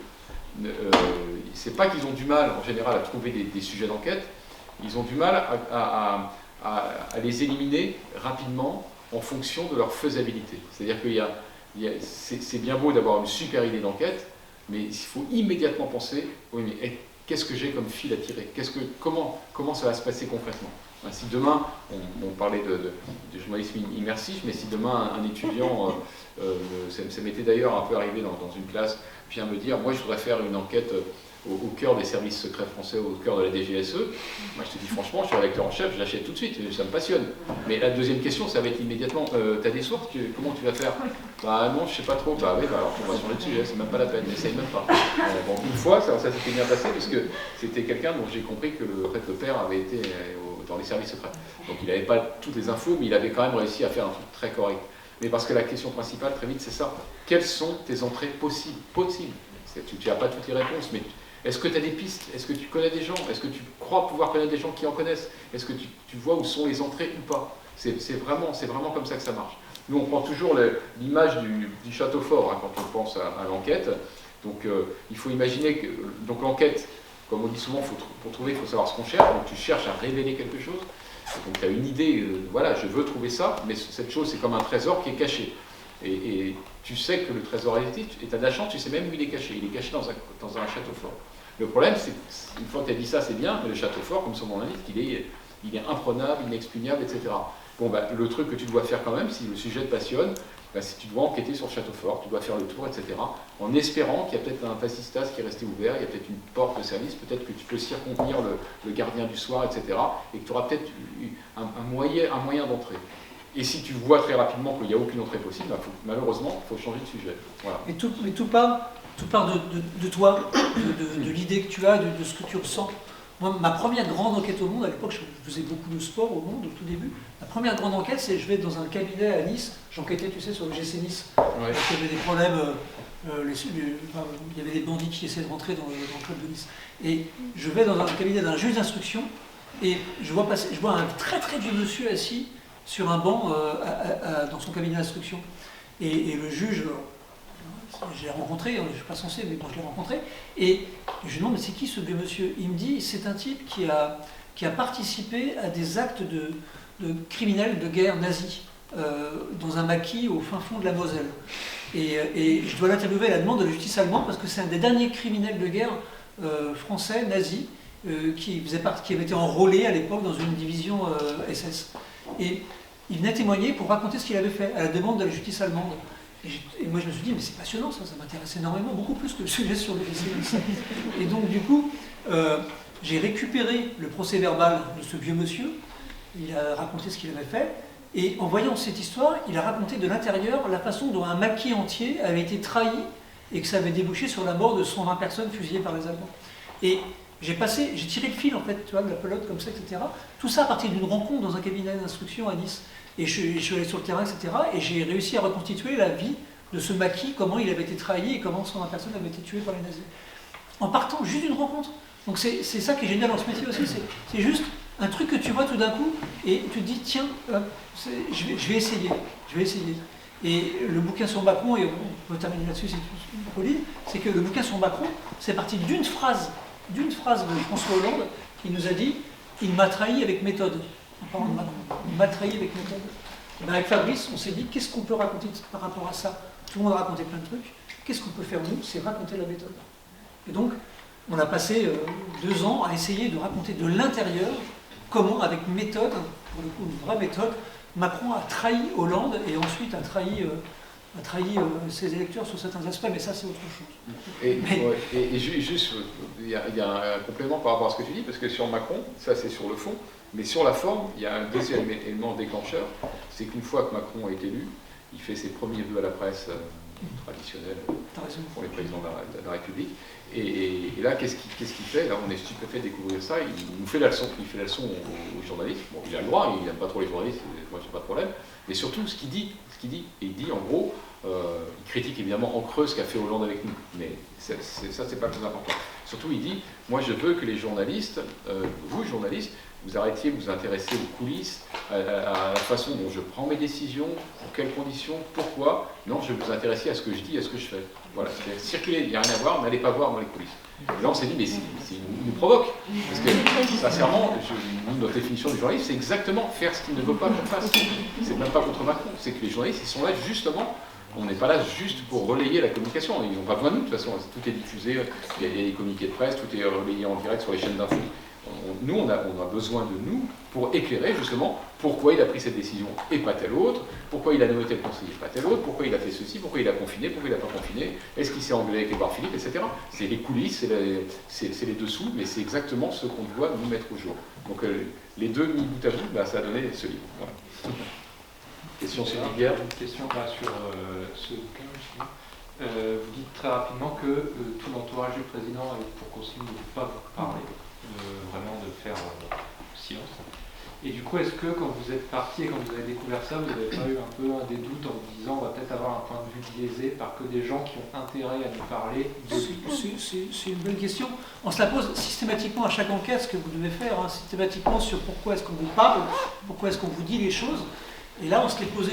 Mais on y a répondu de manière très simple, c'est-à-dire qu'on a vu dans les 110 personnes, il y en a une bonne moitié qui sont des macronistes, à peu de choses près, qui sont proches de Macron, qui le connaissent bien, etc. Donc le point de vue biaisé, on ne l'a pas eu parce que ces gens-là nous ont dit des choses très positives en général sur Macron, mais aussi on a fini par leur obtenir d'eux, on revient au début, des choses qu'ils pensent mais qu'ils ne disent assez peu, c'est-à-dire les aspects négatifs des choses. Et c'est vrai que nous, dans ce livre, on a pris un biais, qui est souvent le nôtre, qui est d'éclairer les zones d'ombre. On aurait pu dire des choses très très bien sur Macron, ça existe, mais on a pris les zones d'ombre du macronisme. Et ces gens-là, les proches de Macron, nous ont permis d'éclairer ces zones d'ombre. Donc on peut considérer que le livre est dur, mais c'est vrai qu'il l'est, puisqu'il dresse un constat assez accablant du macronisme, mais il est avant tout, et on en revient toujours à ça, il est factuel. C'est-à-dire que ce sont les gens qui nous parlent, c'est pas nous qui disons Macron et c'est les gens qui nous parlent. Ils nous disent voilà ce qu'est notre Macron, ce qu'on a vu, les faits, les actes, les documents qu'on a récupérés et tout. Et à partir de ça, on peut se permettre de dire les choses, mais uniquement après l'enquête, pas avant. Et d'ailleurs, il y a un moment où vous étiez avec Philippe Devilliers, Ouais. Et vous racontez un repas, je crois, qu'ils ont eu, tout ça, mais du coup, il me semblait que dans ce moment-là, c'était le seul interlocuteur que vous avez eu dans cette pièce-là. Excellente Et question. du coup, l'information, c'est que vous dites, vous, c'est Philippe de Villiers nous a dit ça, ou alors c'est voilà ce qui s'est passé. Et comment vous faites avec ça? Bah, tu as raison, ça arrive souvent. Nous, ce qu'on essaye de faire au maximum, c'est quand on est sûr de n'avoir que la parole d'une personne. Premièrement, c'est un peu subjectif, mais est-ce qu'on la juge crédible? Ça, c'est important. Deuxièmement, si on n'a vraiment que sa parole, eh bien, c'est d'être prudent dans la restitution, c'est-à-dire en insistant, selon lui, il y a des termes, hein, il insiste, il affirme que, il assure que, et non pas rien. Il s'est passé ça. Et enfin, troisième point, et avec De Villiers, on avait un peu tous ces cas de figure, c'est qu'il y a des aspects où il va même restituer une conversation en tête-à-tête, mais où il y a quand même moyen de reconstituer un petit peu et d'arriver à vérifier. Exemple type, lorsqu'il nous disait, De Villiers, avec Macron, moi je lui ai dit ça, d'ailleurs on entretenait des rapports très proches, et je lui disais ça, il me répondait ça, bon ok c'est bien gentil, et à un moment il me dit d'ailleurs on a échangé, il m'a fait une dédicace chaleureuse, on a échangé des SMS, etc. On a dit bon ok, ben, nous on veut les voir, on va voir la dédicace, on va voir les SMS, et on les a vus, et on a bien vérifié les numéros. Donc c'est un élément de crédibilisation. Voilà. Mais il n'empêche, tu as tout à fait raison, quand c'est quelqu'un qui dit que, il faut que ces personnes soient crédibles et ensuite que tu prennes tes distances et que tu laisses entendre. Et d'ailleurs, dans l'écriture du chapitre, on dit texto nous-mêmes, attention, il peut avoir tendance à enjoliver, il ne faut pas prendre au pied de la lettre, etc. Mais on sait que globalement, ça a dû se passer quand même comme ça, etc. On prévient le lecteur que toutes les paroles ne sont pas à mettre sur le même plan. Et il nous reste à conclure, hein. Et on espère de ne pas vous avoir trop saoulé de mots, et saoulé tout court d'ailleurs. Et si on est venu à l'EJCAM, c'est parce que c'est une bonne école, soyez-en persuadés, hein, parce que je sais que souvent les étudiants peuvent déprécier leur école. C'est une bonne école, on y apprend plein de trucs, et je ne dis pas ça parce que Lisa y est, c'est parce que je le sais, on le sait parce qu'on est prof, donc on voit passer les gens, voilà. Et on y apprend beaucoup de choses, pas uniquement les techniques journalistiques, mais aussi plein de trucs, on vous éveille l'esprit sur plein de trucs. Alors c'est des aspects qui peuvent parfois vous sembler moins intéressants que d'autres, mais c'est normal ça. Et en vérité, vous êtes formés pour devenir, pour les secondes années, pour tout de suite devenir journaliste, vous êtes déjà journaliste en quelque sorte. Et les premières années, profitez des stages pour acquérir les bases. Mais quoi qu'il en soit, soyez sûr que ce métier, il est accessible et on peut s'éclater dans quelques domaines que ce soit. Donc ne l'abandonnez pas à la première embuscade ou à décroche. Croyez-y, franchement quoi. Moi je suis sincère en disant ça. Et si vous voulez des stages, demandez à Gérard, Lisa transmettra.